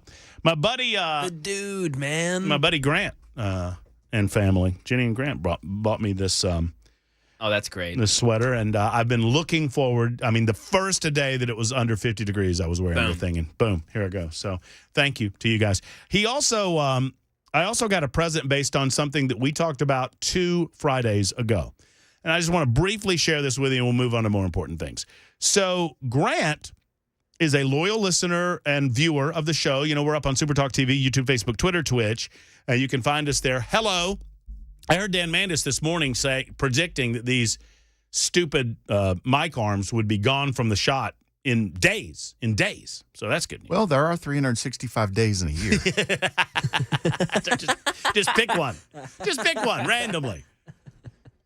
April 12th. There you go. Days. We were discussing, we do Friday Mac Attack, and on Friday Mac Attack, we're now doing we're doing the draft. And we do different subjects on a weekly basis. Last Friday was cars. Friday before that was sandwiches. And we had a brief discussion, and I think all of us were in agreement that a hot dog is not a sandwich. Weren't we? Definitely. Yeah, we're absolutely in that agreement. Okay. So I receive in the mail a gift from my good friend Grant. And the gift was, and I did not bring in the mug. I wish I had. I would show it to you on camera, but I left it at home. It was a coffee mug. And the coffee mug says, a hot dog is a sandwich. Oh. The coffee mug was wrong. And he included, because he's a smart ass, this. The Merriam-Webster Dictionary. And what edition is that? That is the revised edition. I don't know what that means. America's best-selling dictionary. The words you need to know. So, the message... Did you look up hot dog in the dictionary? I'm glad you asked, Belle. I did. And it said... And I'm going to... a better talk show host would have... had the page marked. Had the page marked, but I did not. So, horseplay, hospitalized... Getting close. Host. Here we go. So, all right. So, smart guy sends me a mug that says a hot dog is a sandwich and a dictionary like, get with the program, buddy. Yeah. Right? Come on, bud. So I looked up hot dog. Hot dog. A cooked Frankfurter usually served into a long split roll. That's not a sandwich. Doesn't sound like a sandwich. Doesn't sound like a sandwich. Doesn't say anything about a sandwich. So I feel like in order to better assess the situation, maybe we should look up sandwich. Yes. Yeah. I think that's it. That would probably be a good idea. Go to the root. Sandwich, named for the 4th Earl of Sandwich, John Montague. The rumor was that John Montague enjoyed playing cards, and he would be served meats and breads that were like separate, like a platter, and he didn't like his hands were getting greasy from the meat, and so he told them to put the meat in between the bread. I mean, I'm not making any of this up. Makes sense. Makes sense. He was the Earl of Sandwich. Sandwich. 2 or more slices of bread with a layer as of meat or cheese spread between them. A roll is a 1 unit of bread. That's 1 unit of bread. Yep. So I think that's a case closed. Yeah, I think it is. And I don't think a lobster roll is a sandwich. No. No. It's a roll. It's a roll. It's in the name. Interesting. I'm starting to get a little more purist on the whole idea of a hoagie. I think a hoagie is a damn hoagie. Well, unless they split the bread in two. Yeah, well, and then there's a sandwich because there's two pieces. So there's that going on in the back recesses of my mind. Not important, but important to me. Thank you, Grant, for the gift. David is next up to talk about mental health. I asked the question, what do we mean when we say mental health with regard to mass shootings? I don't think it means anything anymore, but I could be convinced otherwise. David, what's on your mind? Thanks for calling in. Well, and thanks for taking my call. Mental health. You know, they're always hollering this mental health. It's a shooting. Mental health. Shooting. Mental health. You know, it's not always mental health. There are people out there that are just plain evil. You want a prime example. Do you think every one of these Hamas Palestinians had a mental health problem when they went over and murdering, massacring, and killing people? Cutting the heads off of children? We have. I mean, I think David, you're hitting on my point and my frustration that my definition of mental health issues would be a person that genuinely does not understand the difference between right and wrong. Yeah. And these evil SOBs with Hamas, they know very well what they're doing. They just don't care. Yeah. They have no moral compass. No, they're evil. Evil they're people. Evil. They're straight from hell. Wow. And nothing's gonna change their mind. That land was never theirs. From the get-go, it was never theirs. It was promised to the Jews. The Palestinians come from Ishmael. They need to go back and read the actual Bible, not what was written from, not what was made up and converted from the Bible. They need to read the actual Bible. You know, there's just people are just evil. They're not all. They don't all have a. Well, David, you remind me of my minister. Man, I forget his name. Pastor Wayne. When I was a kid at Pine Grove Baptist Church, just outside of Thompson, Georgia, because he'd look at us and he would say, "Children," he called us children. Children, are you reading your Bible? Because you ought to be reading your Bible. Said that a lot. I'm getting to Lindsay. I can't do. Are you looking at the super text line? It's insane. The hot dog sandwich debate going on over there. There is no debate. You used the Webster's Dictionary to disprove that it's a sandwich. And by the way, you can create a sandwich. This is the big question, and I want the three of you to tell me, or the three of us to figure it out. You can use hot dogs as sandwich meat. If you just want to line them up on a piece of bread and put another piece of bread on top of that, or cut them in half, some people are suggesting putting them on a skillet, cut them in half, put them on bread. Yeah, totally fair. Then that is what we call a hot dog sandwich. But it's not a hot dog. It's a hot dog sandwich. Lindsay is next. Hey, Lindsay, how are you? Oh, I'm all right. I got to ask if the murder hornet is gone. Lindsay, thank you for your concern, and thank you for asking. Chris Hand asked me about it this morning, too, and I want to say if Hand's listening, I appreciate his concern. To our knowledge, the murder hornet is gone. Now, is it possible the murder hornet is lying in wait for an opportunity to attack me vis-a-vis the neck or my ear canals? Maybe. But right in the eye. No, he's just hiding from the cold weather. Aww. But you need a man in a can. Forget that air freshener stuff. You need, I've got this wasp spray that streams out 15 feet, like a fire extinguisher. It's the man in the can. Can I get one more? Give me the sound again. Oh. We all know that sound, though. But you know, the worst feeling in the world, and I've used that stuff that sprays out 15 or 20.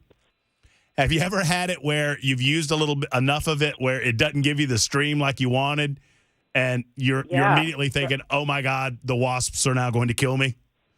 Yes, I had that happen with a spider. I'm like, you're dead. You crossed the threshold. You wanted to go live outside? That's okay. You came in. No. And I got about yay far close to him, and it went, it just fizzled out. I said, oh, crap. I need a bug smacker really fast because he got, I got his attention by then. It's my rule. Lindsay, I think you and I probably subscribe to the same rules of nature. My rule is this. If I'm in the woods and I see a snake and and the snake's over there, I'm not going to kill that snake because I'm in the snake's house. But if the snake comes on my property, it's a dead snake because he came on my property. You right? I mean, that's just my rule. Same book. Yeah.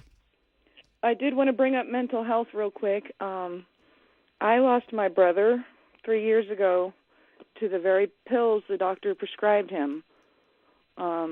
A person has to want to get help.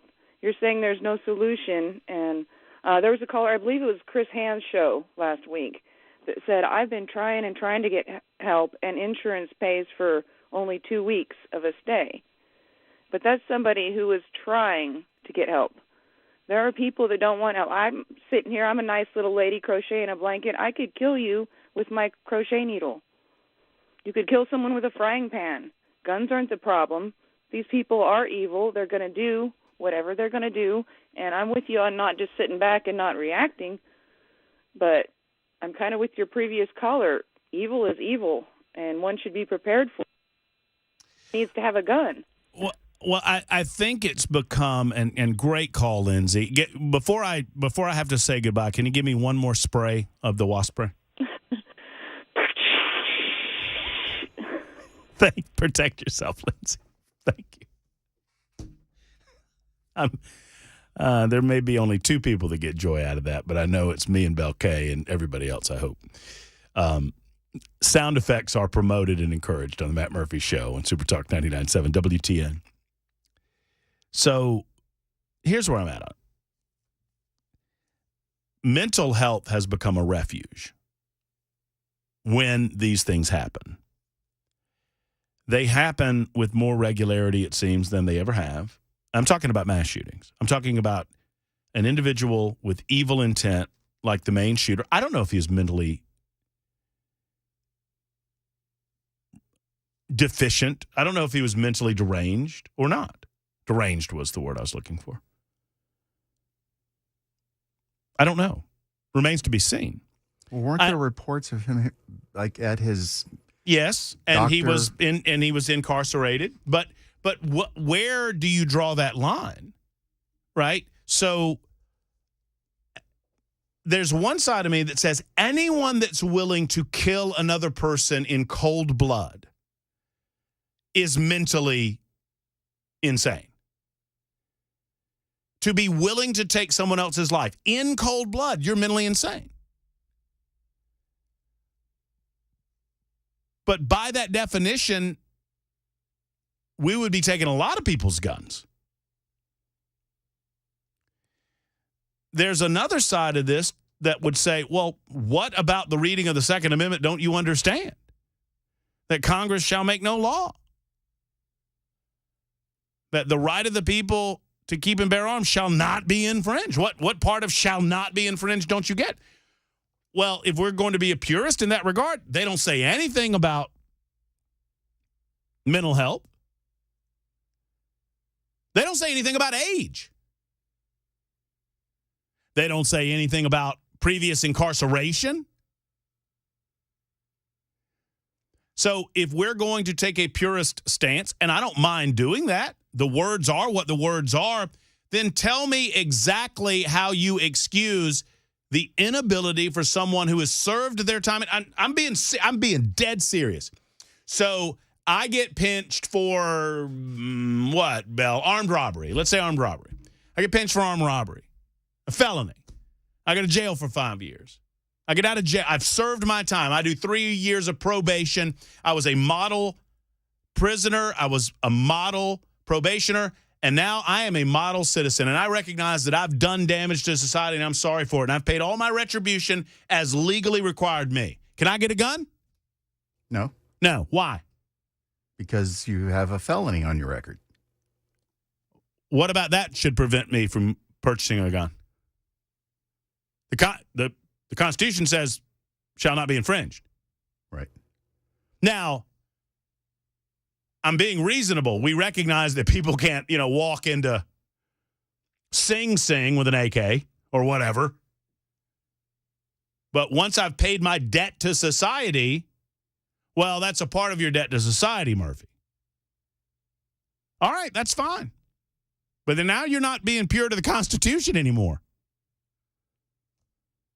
The Constitution doesn't say shall not be infringed except unless you commit a crime.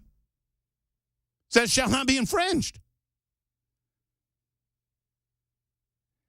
On the other side of it, so on one side, something awful and emotional and gut-wrenching happens and people die. And one side just runs to gun control. Take the guns, take the guns, take the guns. And it just seems to me over the last several years that the words mental health have become a refuge for those of us that believe in the Second Amendment. And I believe in the Second Amendment with you. Sadly, I would suggest to you that the answer is a painful one. That we have allowed our society to slide away from the idea of personal and self-defense. So much so that we find ourselves completely and totally dependent on other people if we get ourselves into a situation like this. Matt Murphy wants to get us back to the Wild West, some would say. The Wild West wasn't that wild. If you historically look at the Wild West, because there was a healthy recognition that you might, if you bow up at someone, die from the shooting back. 222 on Super Talk 99.7 WTN.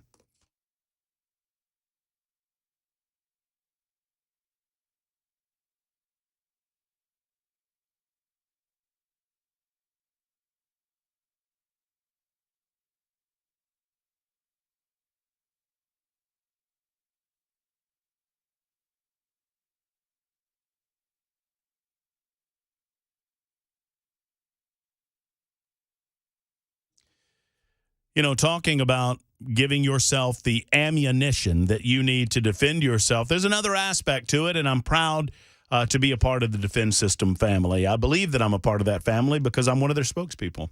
And Brink Fiddler and Tracy and the rest of the gang, Gloria, they do such a great job with Defense Systems. They're a life safety and consultation firm here in Nashville and Middle Tennessee, helping to consult with you about security of your location and active violence mitigation. In other words, this.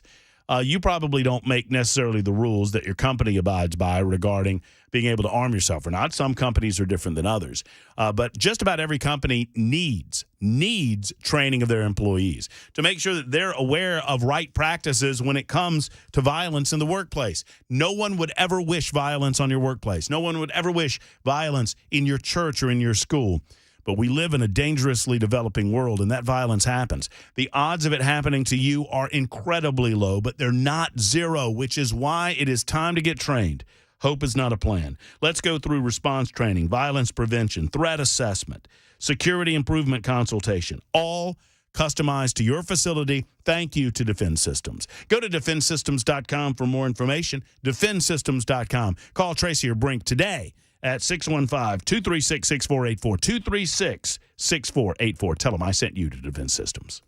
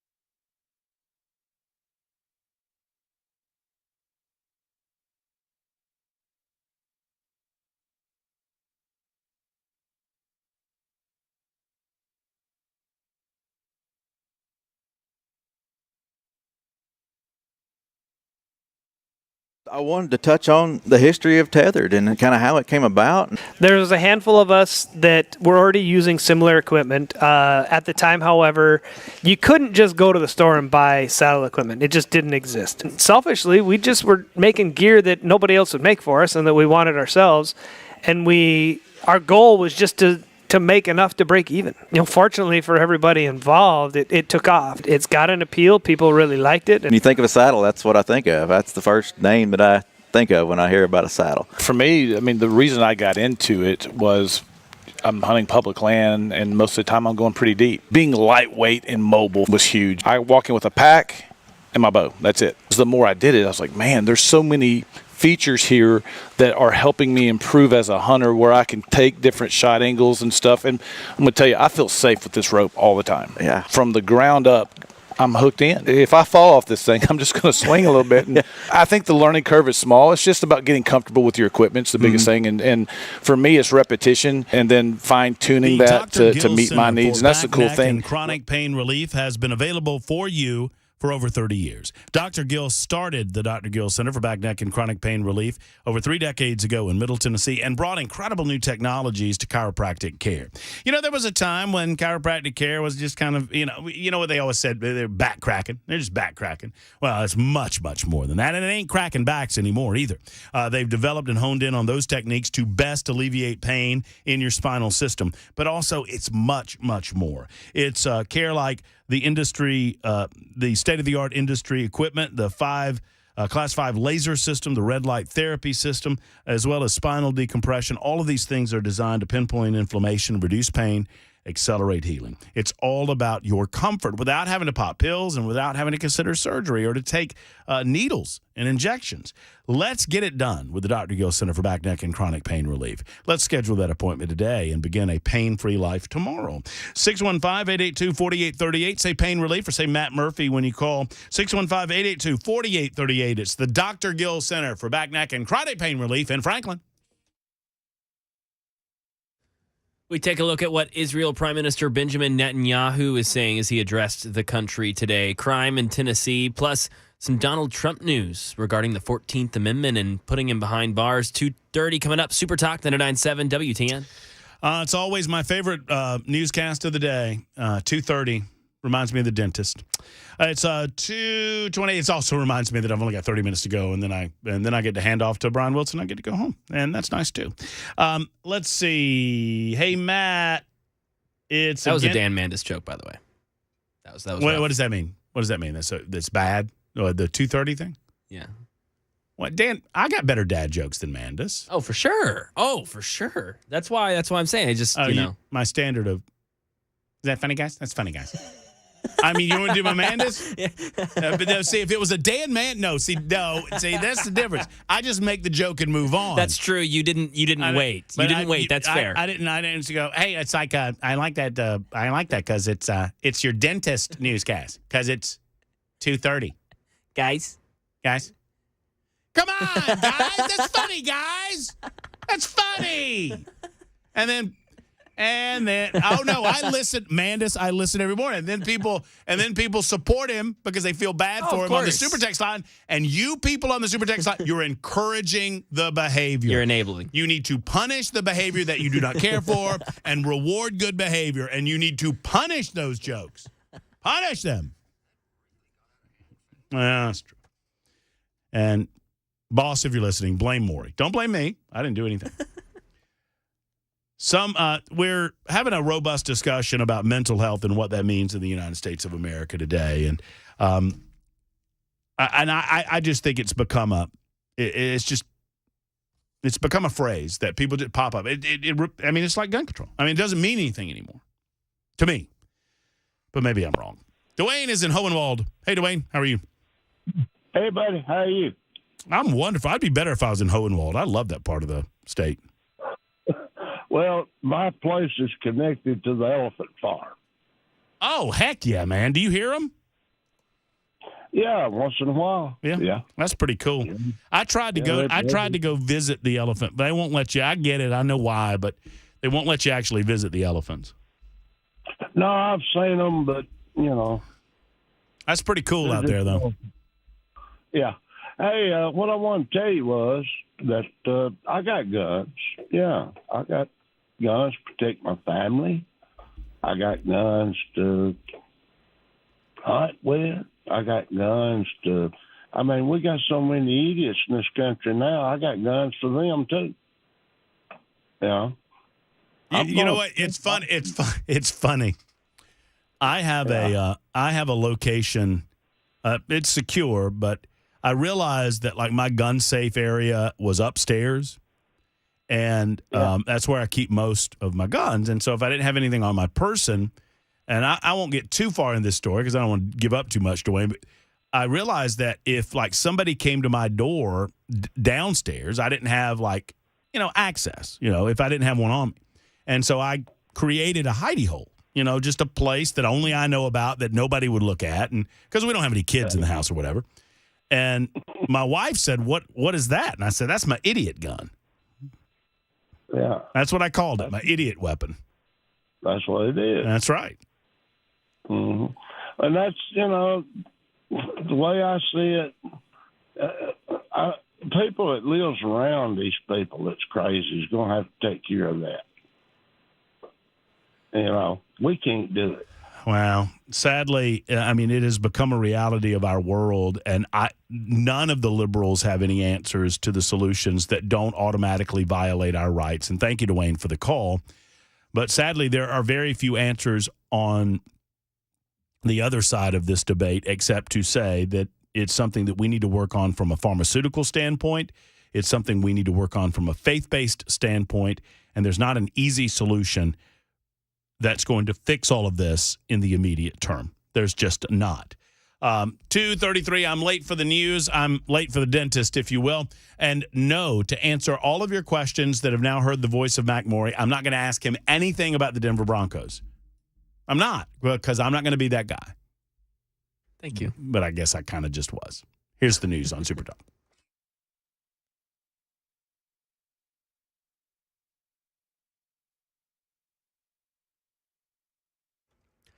2:33, I'm Mac Morey with your top stories. A rainy, cold day in Music City. Right now, 46 degrees. A freeze warning will go into effect overnight tonight in mid-state. Full weather forecast coming up in 2 minutes. Israel Prime Minister Benjamin Netanyahu addressed the country today in Tel Aviv amid the weekend's expanded ground operations inside Gaza.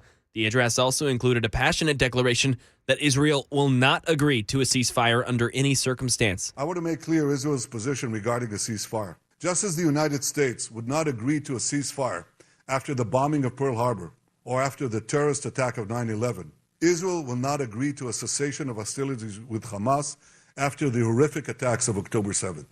Netanyahu continued by saying that this is the time for everyone to decide if they're willing to fight for a future of hope and promise. And the IDF continuing that expanded ground operation into Gaza as they're making it closer to Gaza City in the north. Crime in Tennessee. A Nashville man, 37-year-old Jose Rafael Alvarenga Nadarin, was arrested over the weekend after officials say that he chased his family around with a knife while intoxicated. It was at a home on Millwood Drive. The victim said her boyfriend chased her and her son and daughter into a bathroom with a large knife. They hid in the bathroom. They called 911. He's now jailed on a $45,000 bond. And the theory that the 14th Amendment bars Donald Trump from running for president again is being put to the test this week in a Colorado courthouse. Stephen Portnoy. The case is brought by 6 Colorado voters backed by the watchdog group Citizens for Responsibility and Ethics in Washington. Sean Grimsley is the lead attorney on the case. Trump engaged in insurrection and therefore cannot appear on the ballot. Former Colorado Secretary of State Scott Gessler, representing Donald Trump, says the plaintiffs can't apply the 1860s definition of insurrection here. They're making it up, and they're picking a definition out of the hat. Colorado Judge Sarah Wallace will rule, but both sides expect the Supreme Court to decide the ultimate outcome. And that is the latest news. Weather's next. I'm Mac Morey, WTN News.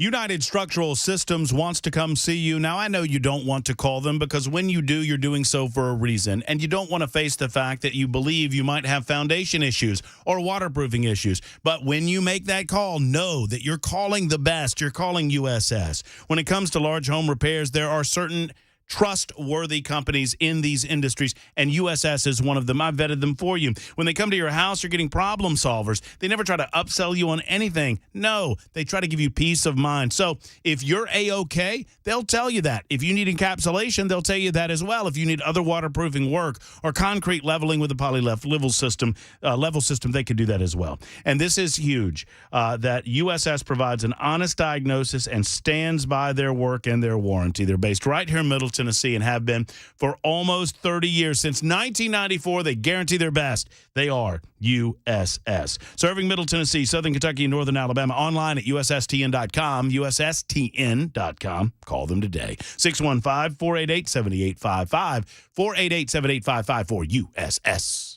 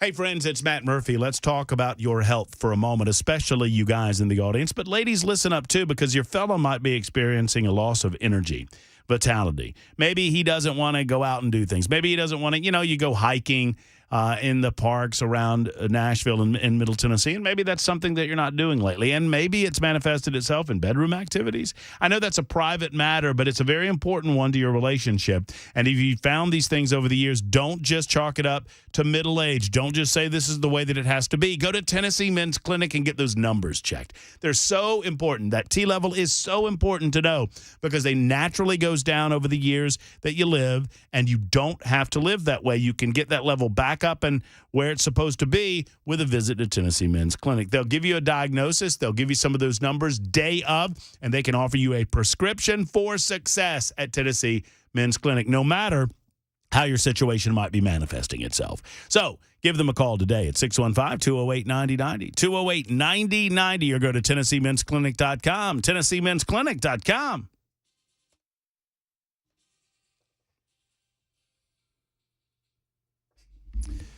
Super Talk 99.7 WTN. If you want to put a smile on your face, go online and there's a video. I don't normally recommend you go to the Tennessean, but there's a video on the Tennessean website. I'm assuming that this is.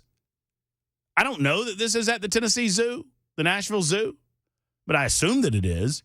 It's a video of the zoo animals getting pumpkins. That's a lot of fun. One of the do we have a rhino at the Nashville Zoo? Yeah.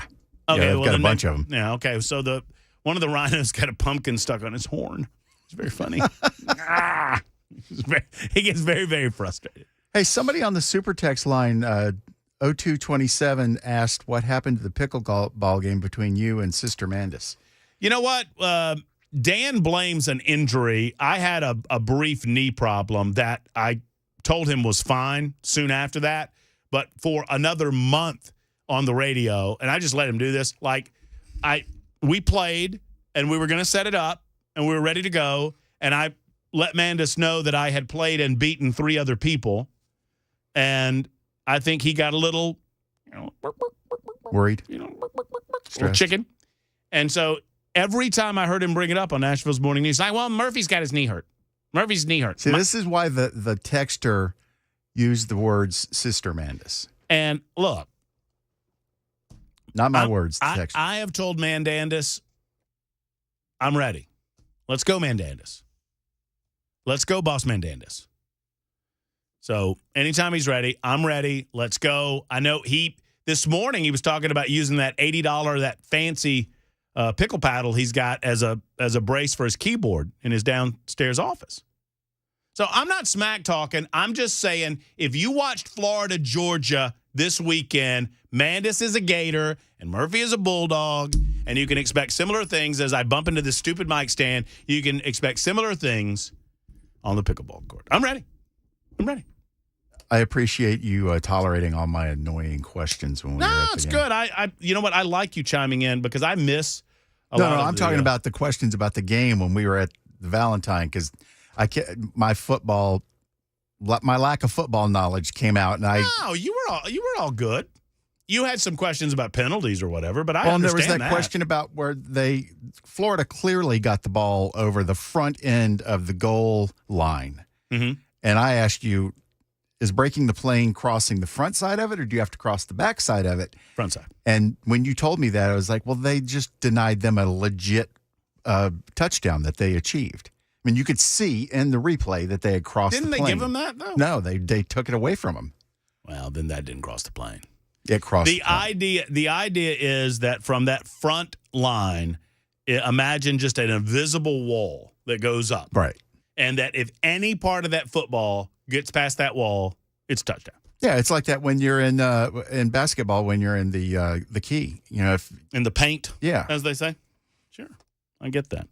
Hey, Nate Bargatze did Nashville proud, did Old Hickory proud over the weekend, and I wanted to kind of end the show on a lighter note. I know that we've got the poor man's Bargatze. I'm going to call him that next Monday. Dusty Slay coming back up next Monday for a visit. It was something that we had arranged a couple of weeks ago because he's on the road a lot nowadays. And if you don't know Dusty Slay, he is a hoot. He's coming in next Monday. We'll spend some time with him. I like to call him a poor man's Bargatze because I agree with you, Bell. Nate has this ability, and Brian's talked to him. He had him in studio.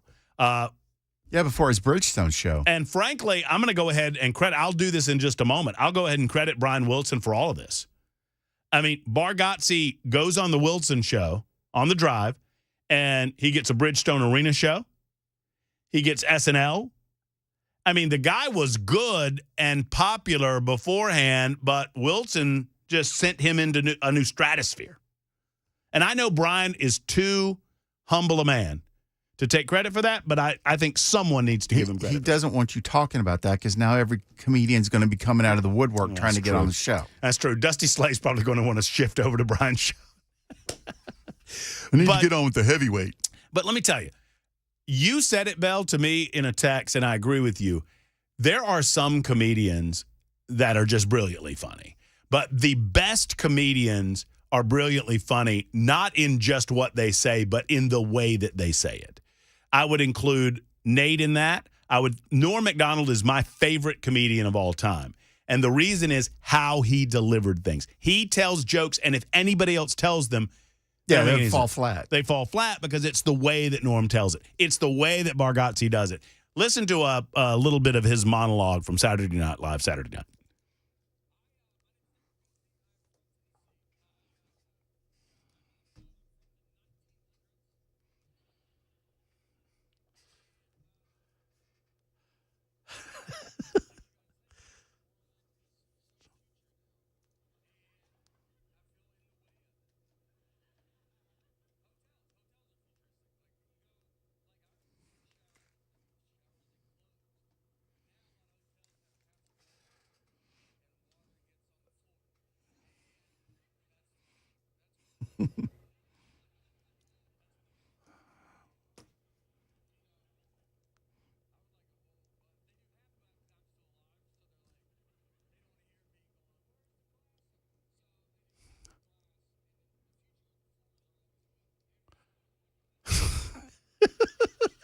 So stupid. Can you play the beginning of that clip before you go to the next one? Because I want to hear how he pronounces his own name. Am I saying it wrong? Neil Bargatze. Bargatze or Bargatze? Getze. That's the way he said it. Well, I got Statman up here. He's giving me the business because he's saying I'm mispronouncing it. He's saying Bargatze. Is that what I'm saying? Hell, I don't know. See, even he kind of muddles through it. Yeah, he doesn't want to say it. It ain't Bargatze. His own name, he muddles through the way that I muddle through certain people's names when I don't really know their names.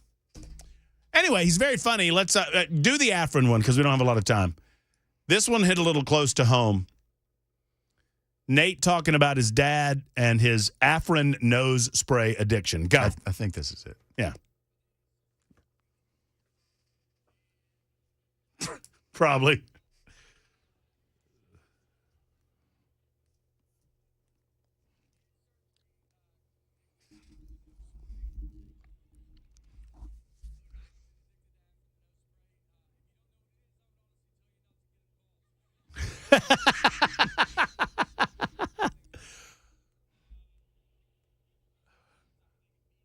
It does. It's true.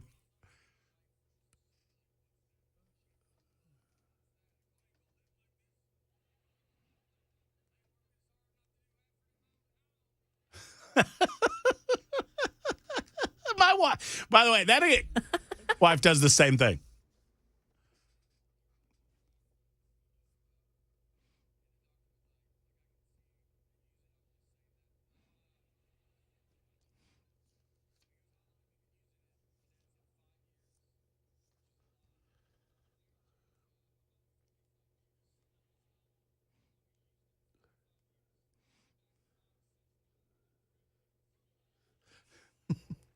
That's true.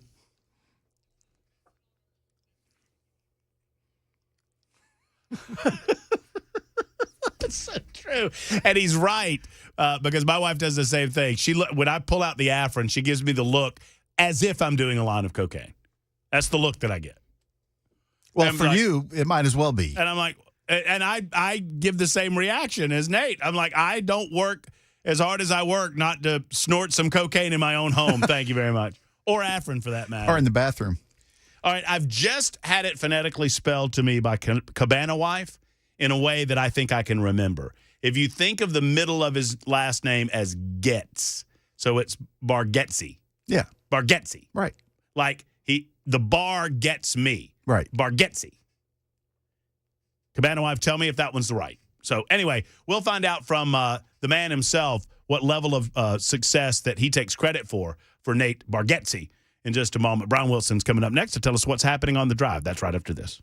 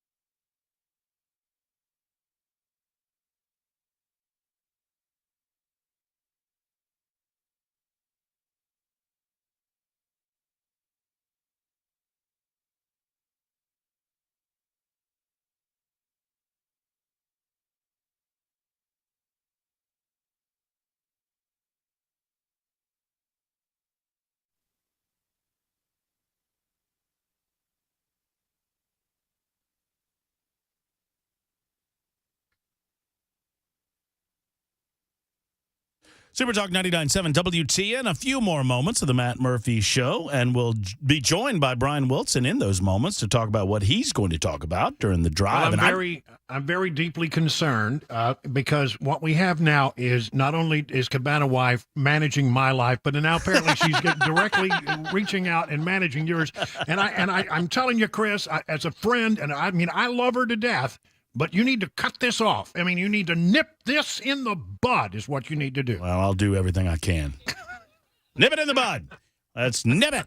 But also, she gave me some great phonetics on Bargatze. So, well, I called him Nate Bargatze to his face, and he didn't correct me. And I mean, it looks to me, it's the way I would pronounce it, looking at the name, it's Bargatze all day long. He has only recently let it be known that maybe even he has pronounced it wrong at times, and that the actual pronunciation may be Bargatze. So I think this is a relatively new thing. But he crushed it on Saturday Night Live. He was so good. He was. My favorite part was, I mean, the monologue was good. I could tell he was a little nervous, but I mean, who wouldn't be? You got to this is and that's such a tiny. Have you ever been in there, Brian? It's such a tiny. It's a tiny audience compared to what he's used to playing. Tiny audience. But my favorite was the skit that he did. He was in almost every skit and everything that they did during the entire hour. My favorite one was where he portrayed George Washington and the discussion about weights and measures. Hilarious stuff, I thought. But the best line, real quick, the best line is Kenan Thompson says, "What about the slaves, sir?" The black actor, and he goes, "I'm glad you asked about the temperature." And he's like, "No, I didn't." It's so good. All right, we'll be listening into the drive. There's Brian Wilson. He's coming up in mere seconds right after the news with Mac Morey. He's got 4 full hours of compelling and entertaining talk radio for the masses on Super Talk 99.7 WTN. We're back tomorrow at high noon. Until then, so long, folks.